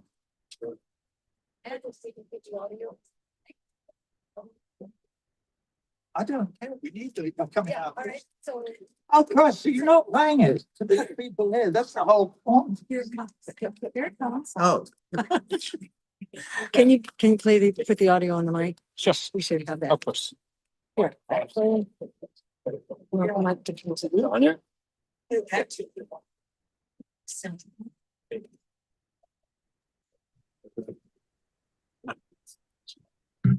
This won't take long. Where's my water? Thank you. You can use the Pollock's microphone. Mark is playing the song. So, yes. Any other ways of coming on? Hidden in the stones and the rhythms. Is that on speaker, that phone? Sound is on. So we're just waiting for the video to go. I had a weird premonition. Hi, can you say something? Yeah, I can say something. Give me a second. I'm trying to get it. They're still setting up. Hold on a second. Let me know if you can hear it right now. Yep, we hear you now. We hear you.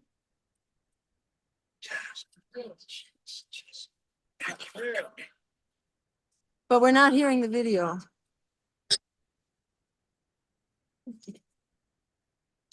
All right, let's give up. It's like We're not hearing it, Mark. I could have been a star.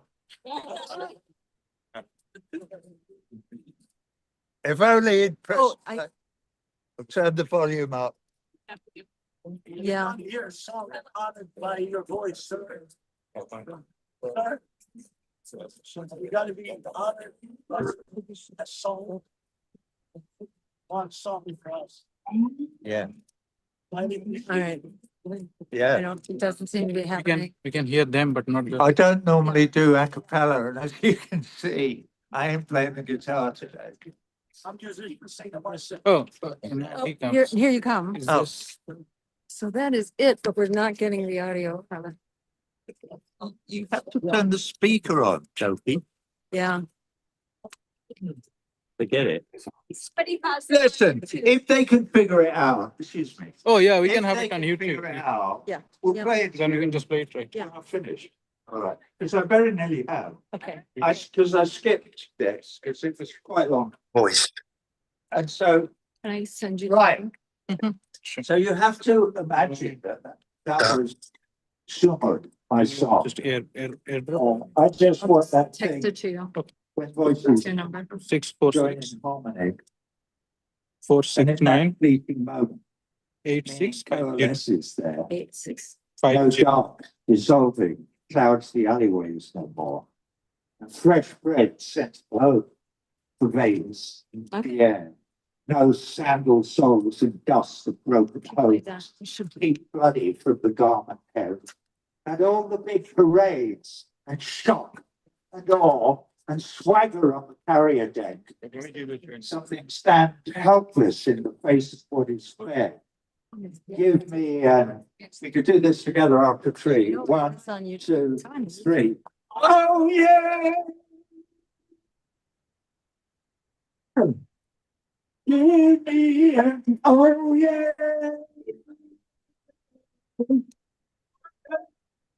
This is a message from the voice. Join us. Well, you can sing it with me. That would be, but you don't know the words. All right, let's see if I can remember any more of it.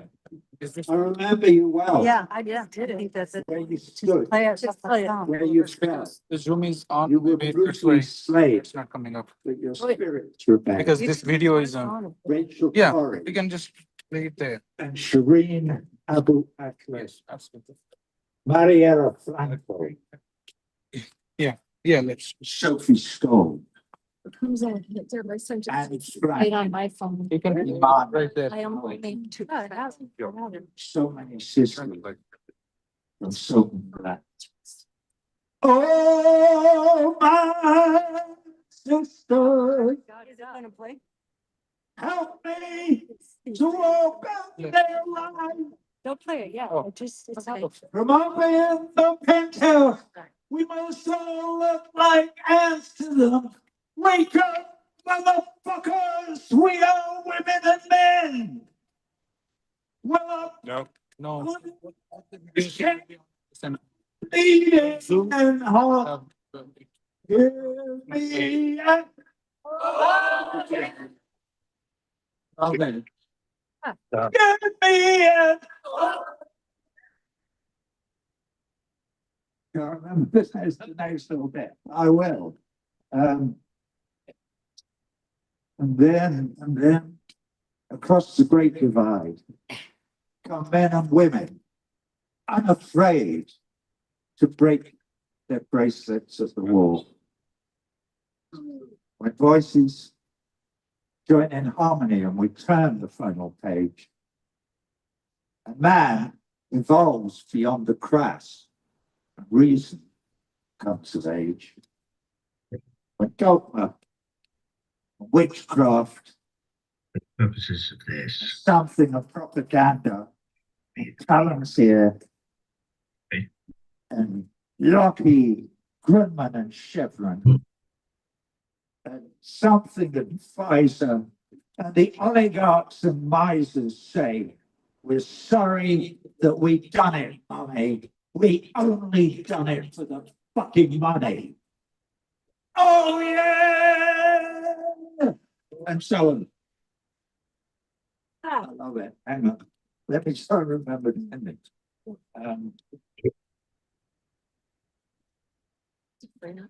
Yeah, it's not that it's gone, but you know what? That was fucking magnificent. Thank you, Kevin. Yeah. So glad that you joined me in a live rendition of the song Sumud. And basically, the last verse says, it says we will sail by our moral compass. We won't, oh, there's one line that's a bit of a pun. We won't let their sleight of hand prompt us. Sorry.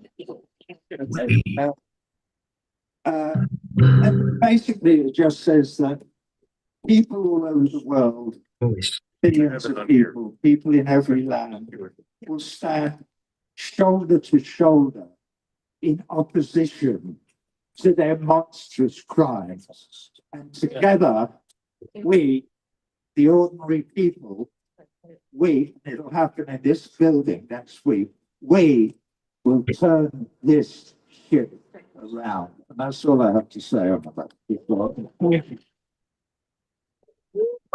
Oh, man. Hang on.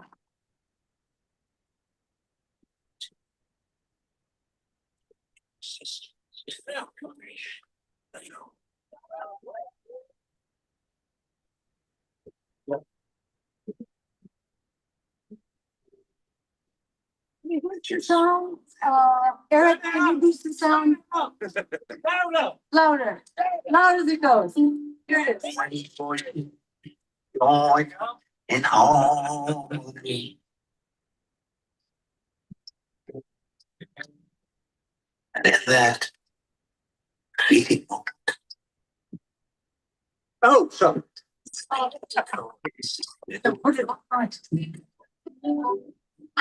Resolving Where's the everybody's home?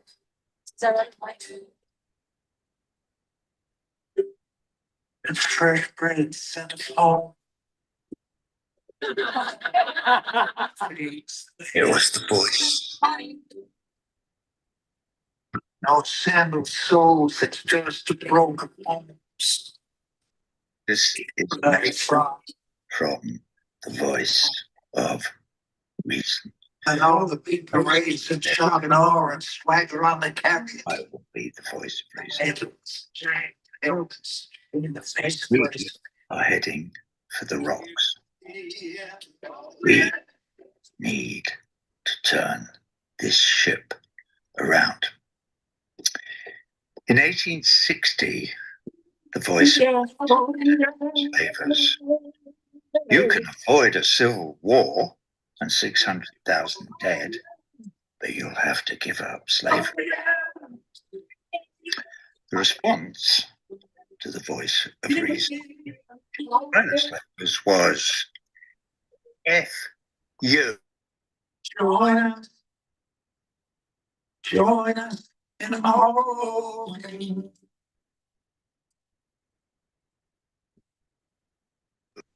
You will waste. The rest is history. The spirits remain.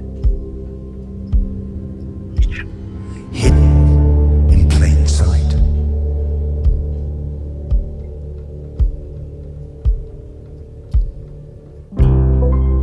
Ariella, it was the voice of reason. This is a message from the voice of reason. For the purposes of this, today, I will be the voice of reason. Okay? We are heading for we need to turn this ship around. I'll be there. It'll be here.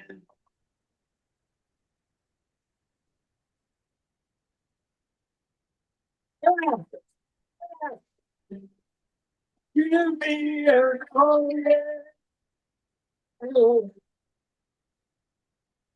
I'll be there.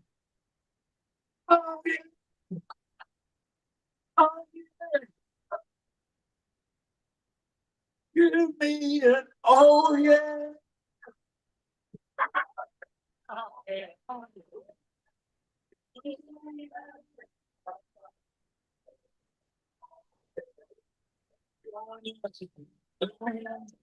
You wanna know?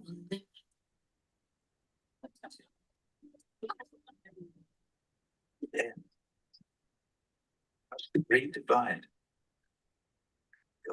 Women unafraid to dash in lust their bracelets at the wall.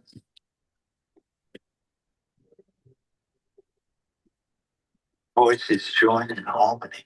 Voice arrow. And we took the flat page. The groves, young bright grass. In all the voices. Comes of age. And God, I'm with the girl. He can't drop a candle. Average. Not to. And she's an excellent class. And the oligarchs of my state. We're sorry that we done it money. We only done it for the fucking money. It's for the money. Oh, yeah.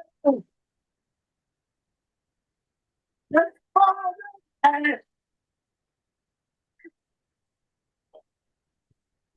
When voices join in harmony, we will bring joyful sound.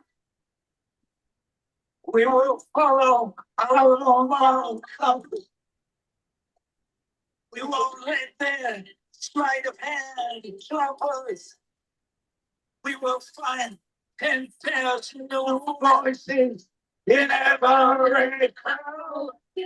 Join us in all monkeys, standing shoulder to shoulder, like this from the risen to the sea. People from every nation.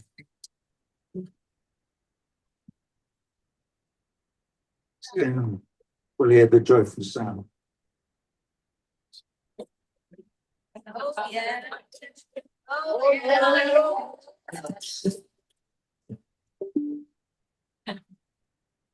Oh, baby. Standing and together, these ordinary people, together, they will turn this ship around.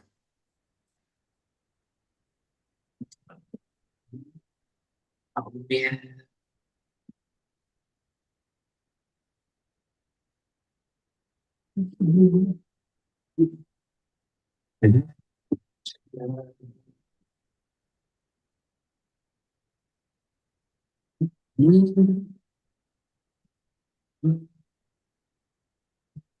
Oh, yeah. Together, we will turn this ship around.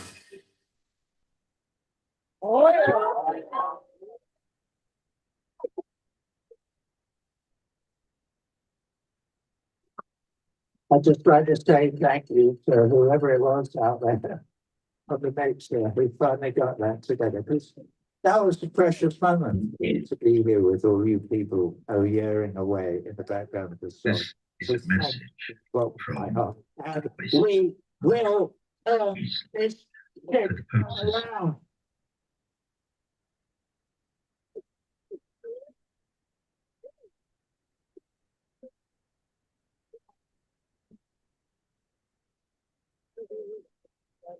Hello, everyone. We have two more performances left. Please stick around. We have Gila the Earth. She was leading us with the Earth. So she's a climate activist using hip hop as a way to bring awareness and justice through her music and her activism. Give it up for Gila the Earth, who is leading us today with the sound and her amazing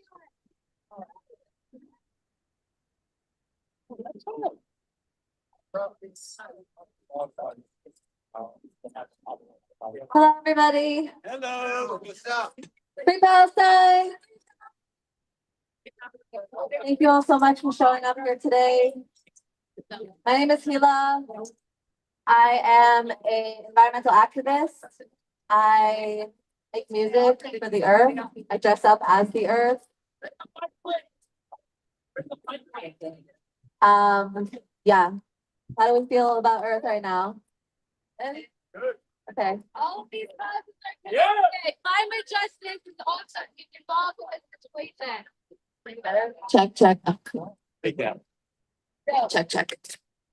Got it. Over here. Yeah. Yeah, so I make songs that specifically have lyrics that are like for teaching people about the earth, connecting with the earth. And I wrote a song for World Peace Day with my friend Aaron.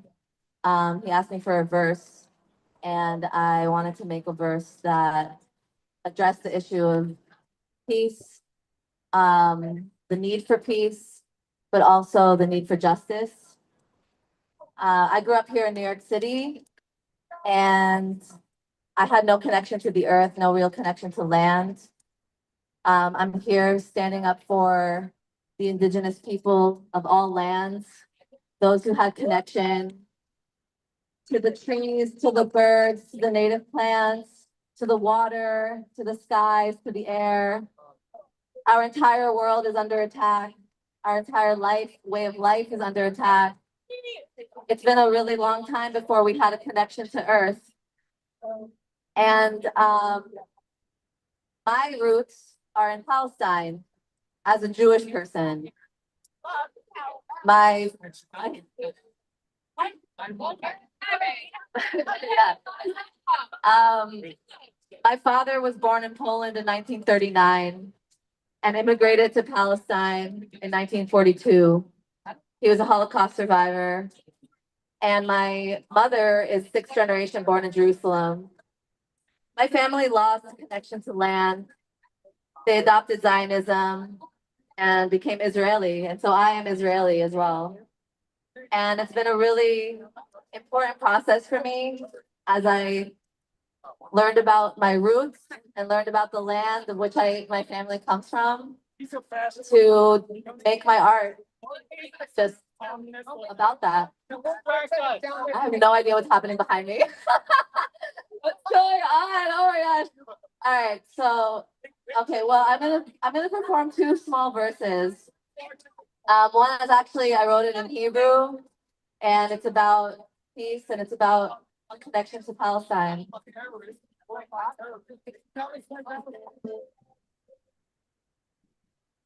אני לא חופשייה שכולנו חופשיים, אני חוות האדמה שהורשו בפלסטין. חזק בצדקת שלנו להתפלג, נכון שואה זמן תספר מהעבר. I'm not free till everyone is free. I want to be earth with the river with the sea. Enough is enough, no justice, no peace. Time to feel decolonized and relief. Fire be the light, each other's favorite part, we can fight, you can die. Anytime higher be your might. I love you, life is stronger than their life. Every day is Earth Day, every day I'm reborn. The earth is heavy, there's so much reborn. I can feel the pain, I see the return. Freedom is here. We are the earth, we are the earth. Nothing can divide us, we all belong to this planet.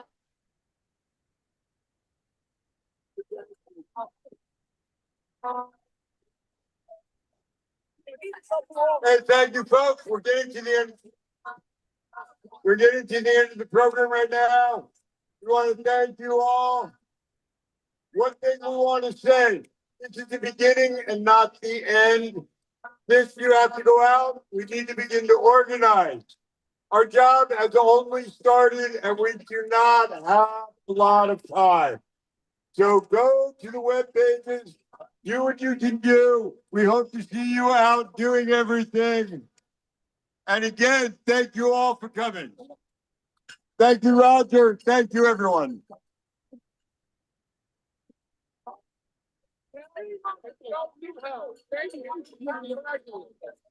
I am a scientist. Yeah.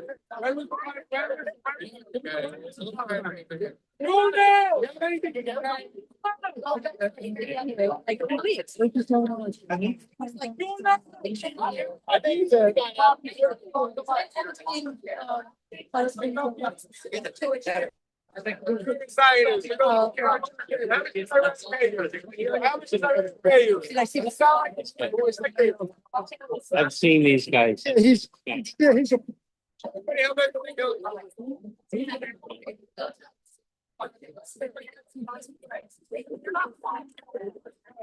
Check. Okay. By the way, that song is gonna be coming out this weekend. It's called All I Want for My Birthday is Global Peace by Aaron Abelman featuring Hila the Earth, which is me. The other song that I was gonna do for you guys is my verse from Prince Hall, which is of course a song by Macklemore.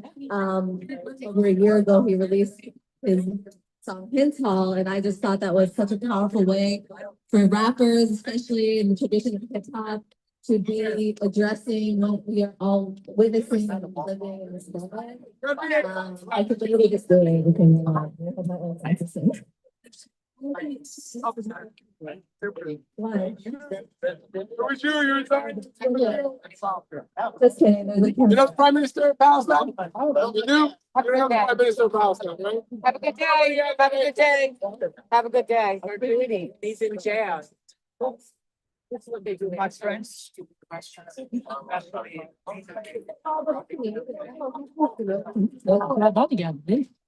It's not sure that another guy now can save the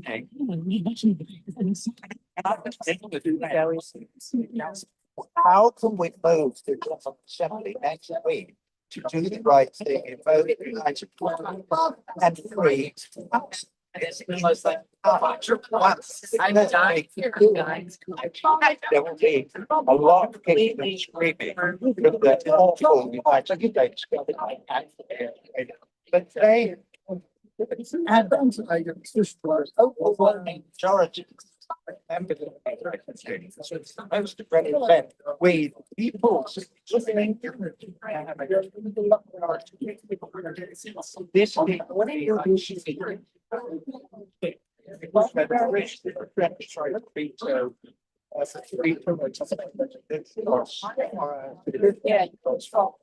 to keep the English out of suing. That at this point. Oh, they said it needs to be. Blue helmet, the UN red helmet. Sorry, you have to the British job. And they need to say that to the Israeli army. And the Israeli army will have to if the General Assembly of the United States so moves next week. That's how we have so that's what we do. And we will go on doing it 24 hours a day, every week until it happens. Yeah. As of now, you know, a lot of people or a lot of members might not be voting sort of outside it's out of fear. But do you feel like at a certain point it's gonna be back, or is there something that you think will this come back to bite you later on in the world? You mean people's The members that are not. I think it's the General Assembly allows the United States, the Zionist entity, to murder the remaining 1.7 or however many million people it is that it does. It will be a stain on anybody who can live with them for not just the rest of their lives, but for all eternity. Because it is so evidently criminally insane. Obviously, Trump should be locked up in a loony bin and itself. People are trying to, I don't want to kill him, but I would like him to be locked up for a hospital so he can't do this inordinate amount of damage to my planet that he is doing. When the people of the United States wake up, I have, but hopefully. Yeah. It's a, this week, so we fight that against the force of the mainstream. Yeah. And against Alphabet, really. If you want to hear one more song, come close, come close. Come close to the earth, come to the earth atmosphere. Anyway, you need to keep up with what the sky. Yeah. If you love the earth, say I love the earth. I love you too.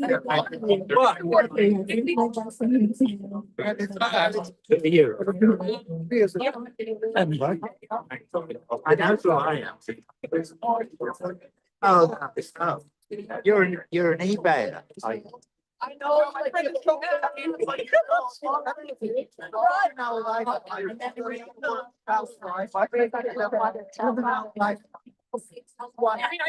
Genocide. He's a spy, but to this genocide thrive.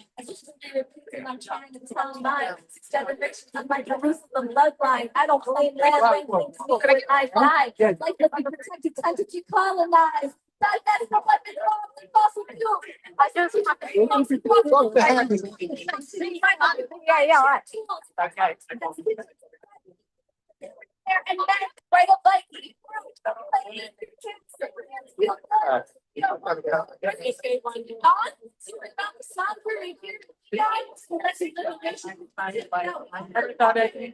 it's what makes us strong. It's not fighting violence and peace and breaking the silence.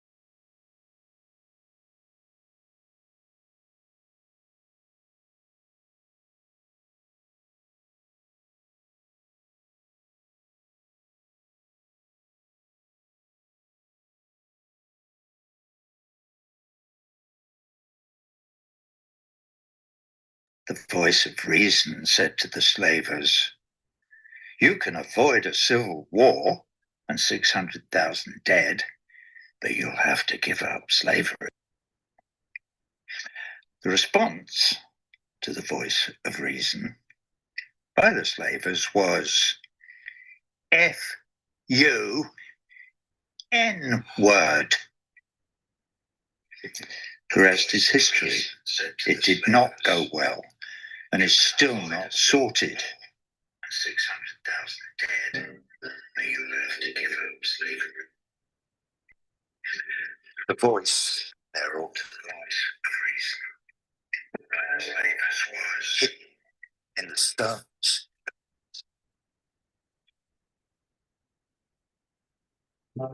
All the books.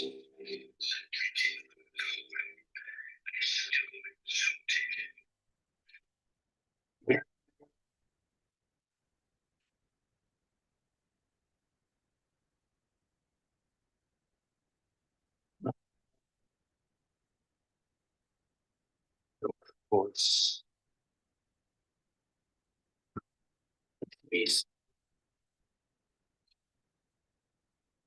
This is a message from the voice of reason.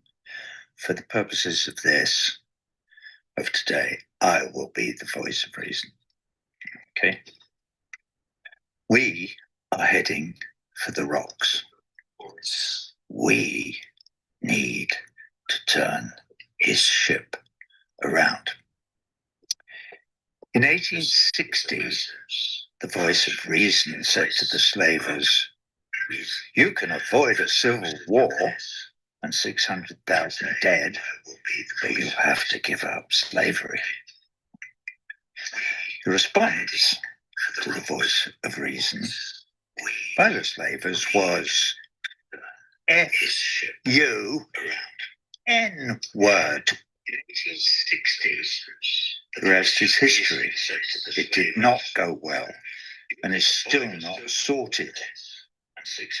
The USA is still a country crippled by the perceived manifest destiny of white Europeans to invade new worlds, murder indigenous people, and plunder the land.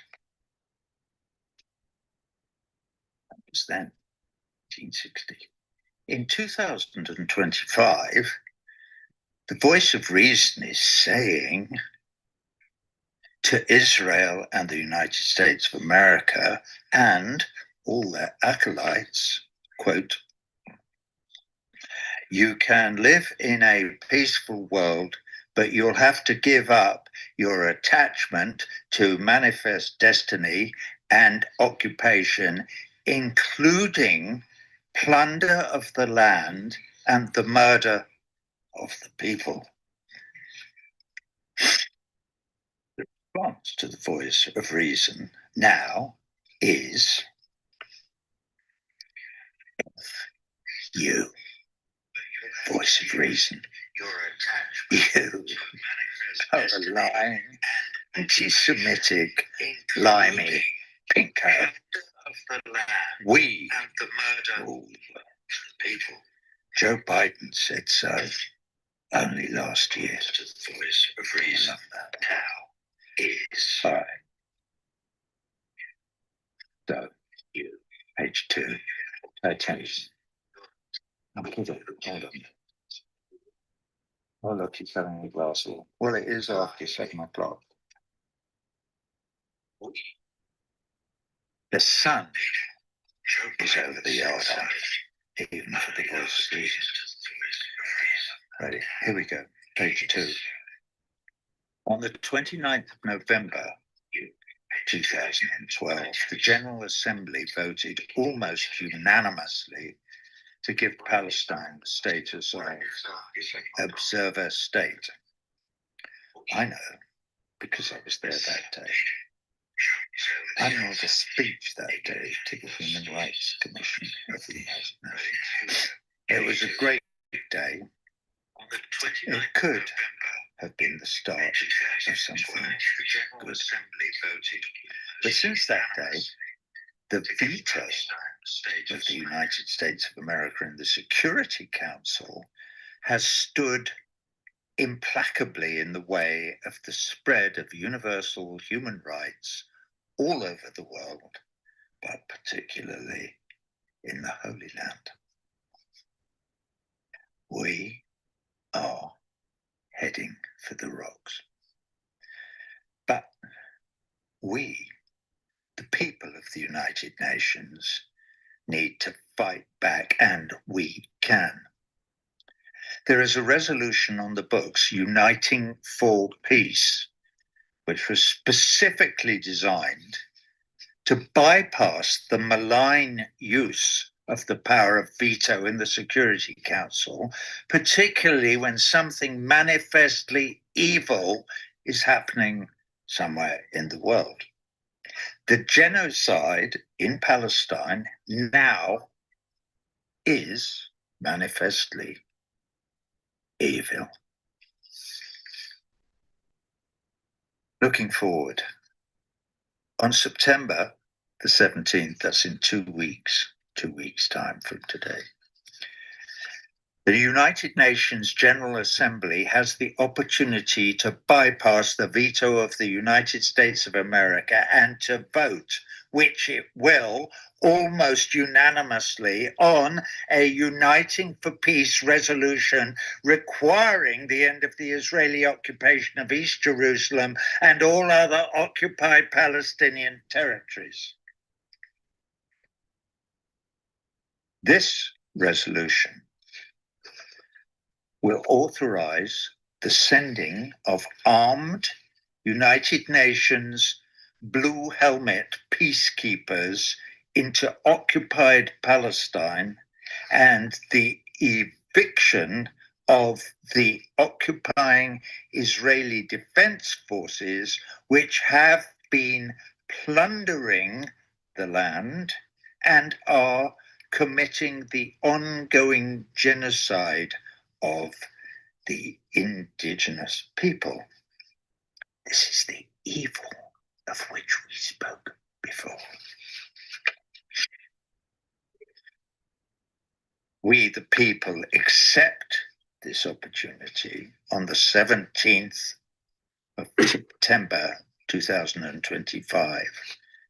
That day will be forever remembered as the day when we, the people of the United Nations, saved not only our brothers and sisters in Palestine, but also, conceivably, all life on earth.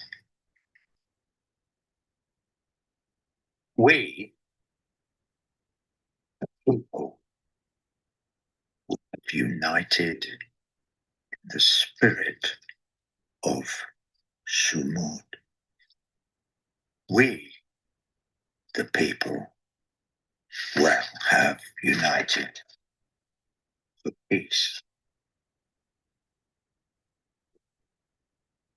On September the 17th, 2025, when all our voices joined together in harmony, we, the united peoples of these United Nations, will have turned this ship around.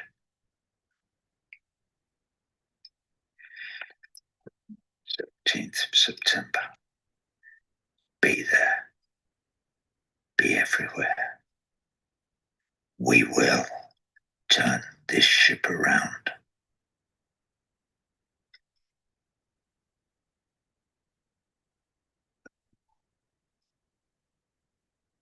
And when all the new voices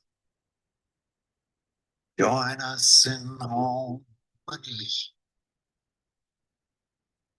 standing shoulder to shoulder, from the river to the sea, people from every nation will hear that joyful sound.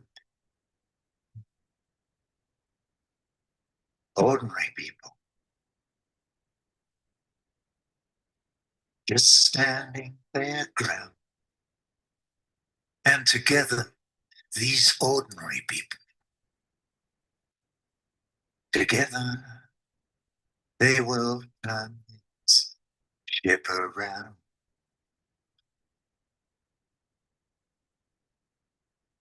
Oh yeah.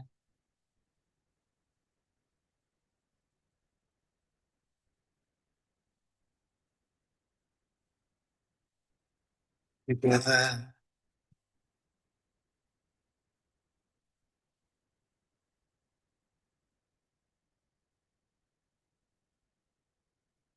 yeah.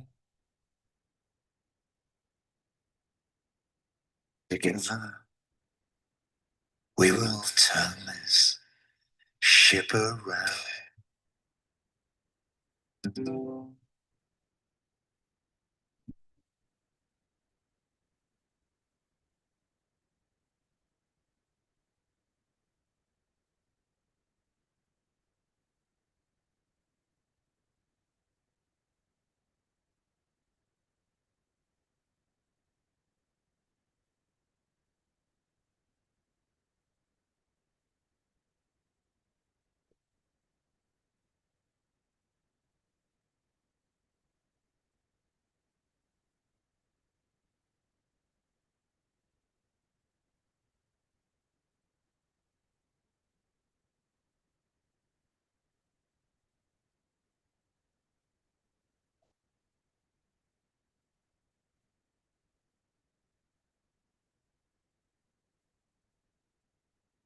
Salam everyone, my name is Elisa and I'm speaking from Bogota, Colombia.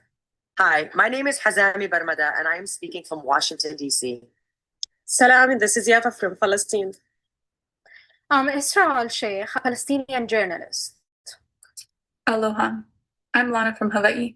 Yesterday, the UN released legal analysis finding Israel's acts against the Palestinian people genocidal and urging all UNGA member states to take action against the apartheid regime and its accomplices. World leaders have proven that they will not stop the Zionist genocidal campaign on their own.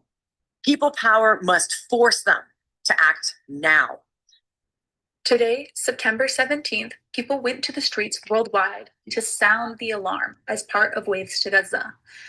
This is a decentralized surge of noise, interruption, and clear demands pressuring governments to act against the genocidal enterprise and co-conspirators. Tomorrow, the 18th, we target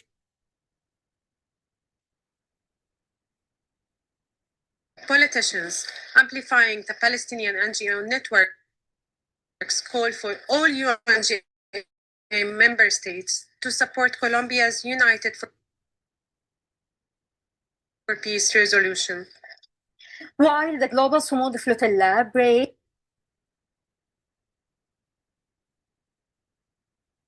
Israeli siege from sea, we must break the complicity from land. Gaza needs more than our boats can carry. Demand your government vote yes for Colombia's resolution at the UN General Assembly that includes a multinational mandated protective force, binding sanctions on Israel, stripping of their UN credentials, and protected humanitarian corridors. Here in Colombia, we feel inspired by President Petro's promise to introduce this resolution at the General Assembly and not the Security Council, bypassing the US veto that has protected Israel's crimes and blocked justice for decades. This isn't symbolic protest. This is direct disruption. Join Palestinians demanding your leaders vote yes, reject anything less. If you can't come out in person, join our email campaign that's linked in the bio. And if you can, get in front of your city council, your municipality, your government, your United Nations office, and make sure that we are heard. A people-powered UNGA can end this genocide within a month. Organize your wave, and together, let's create a storm.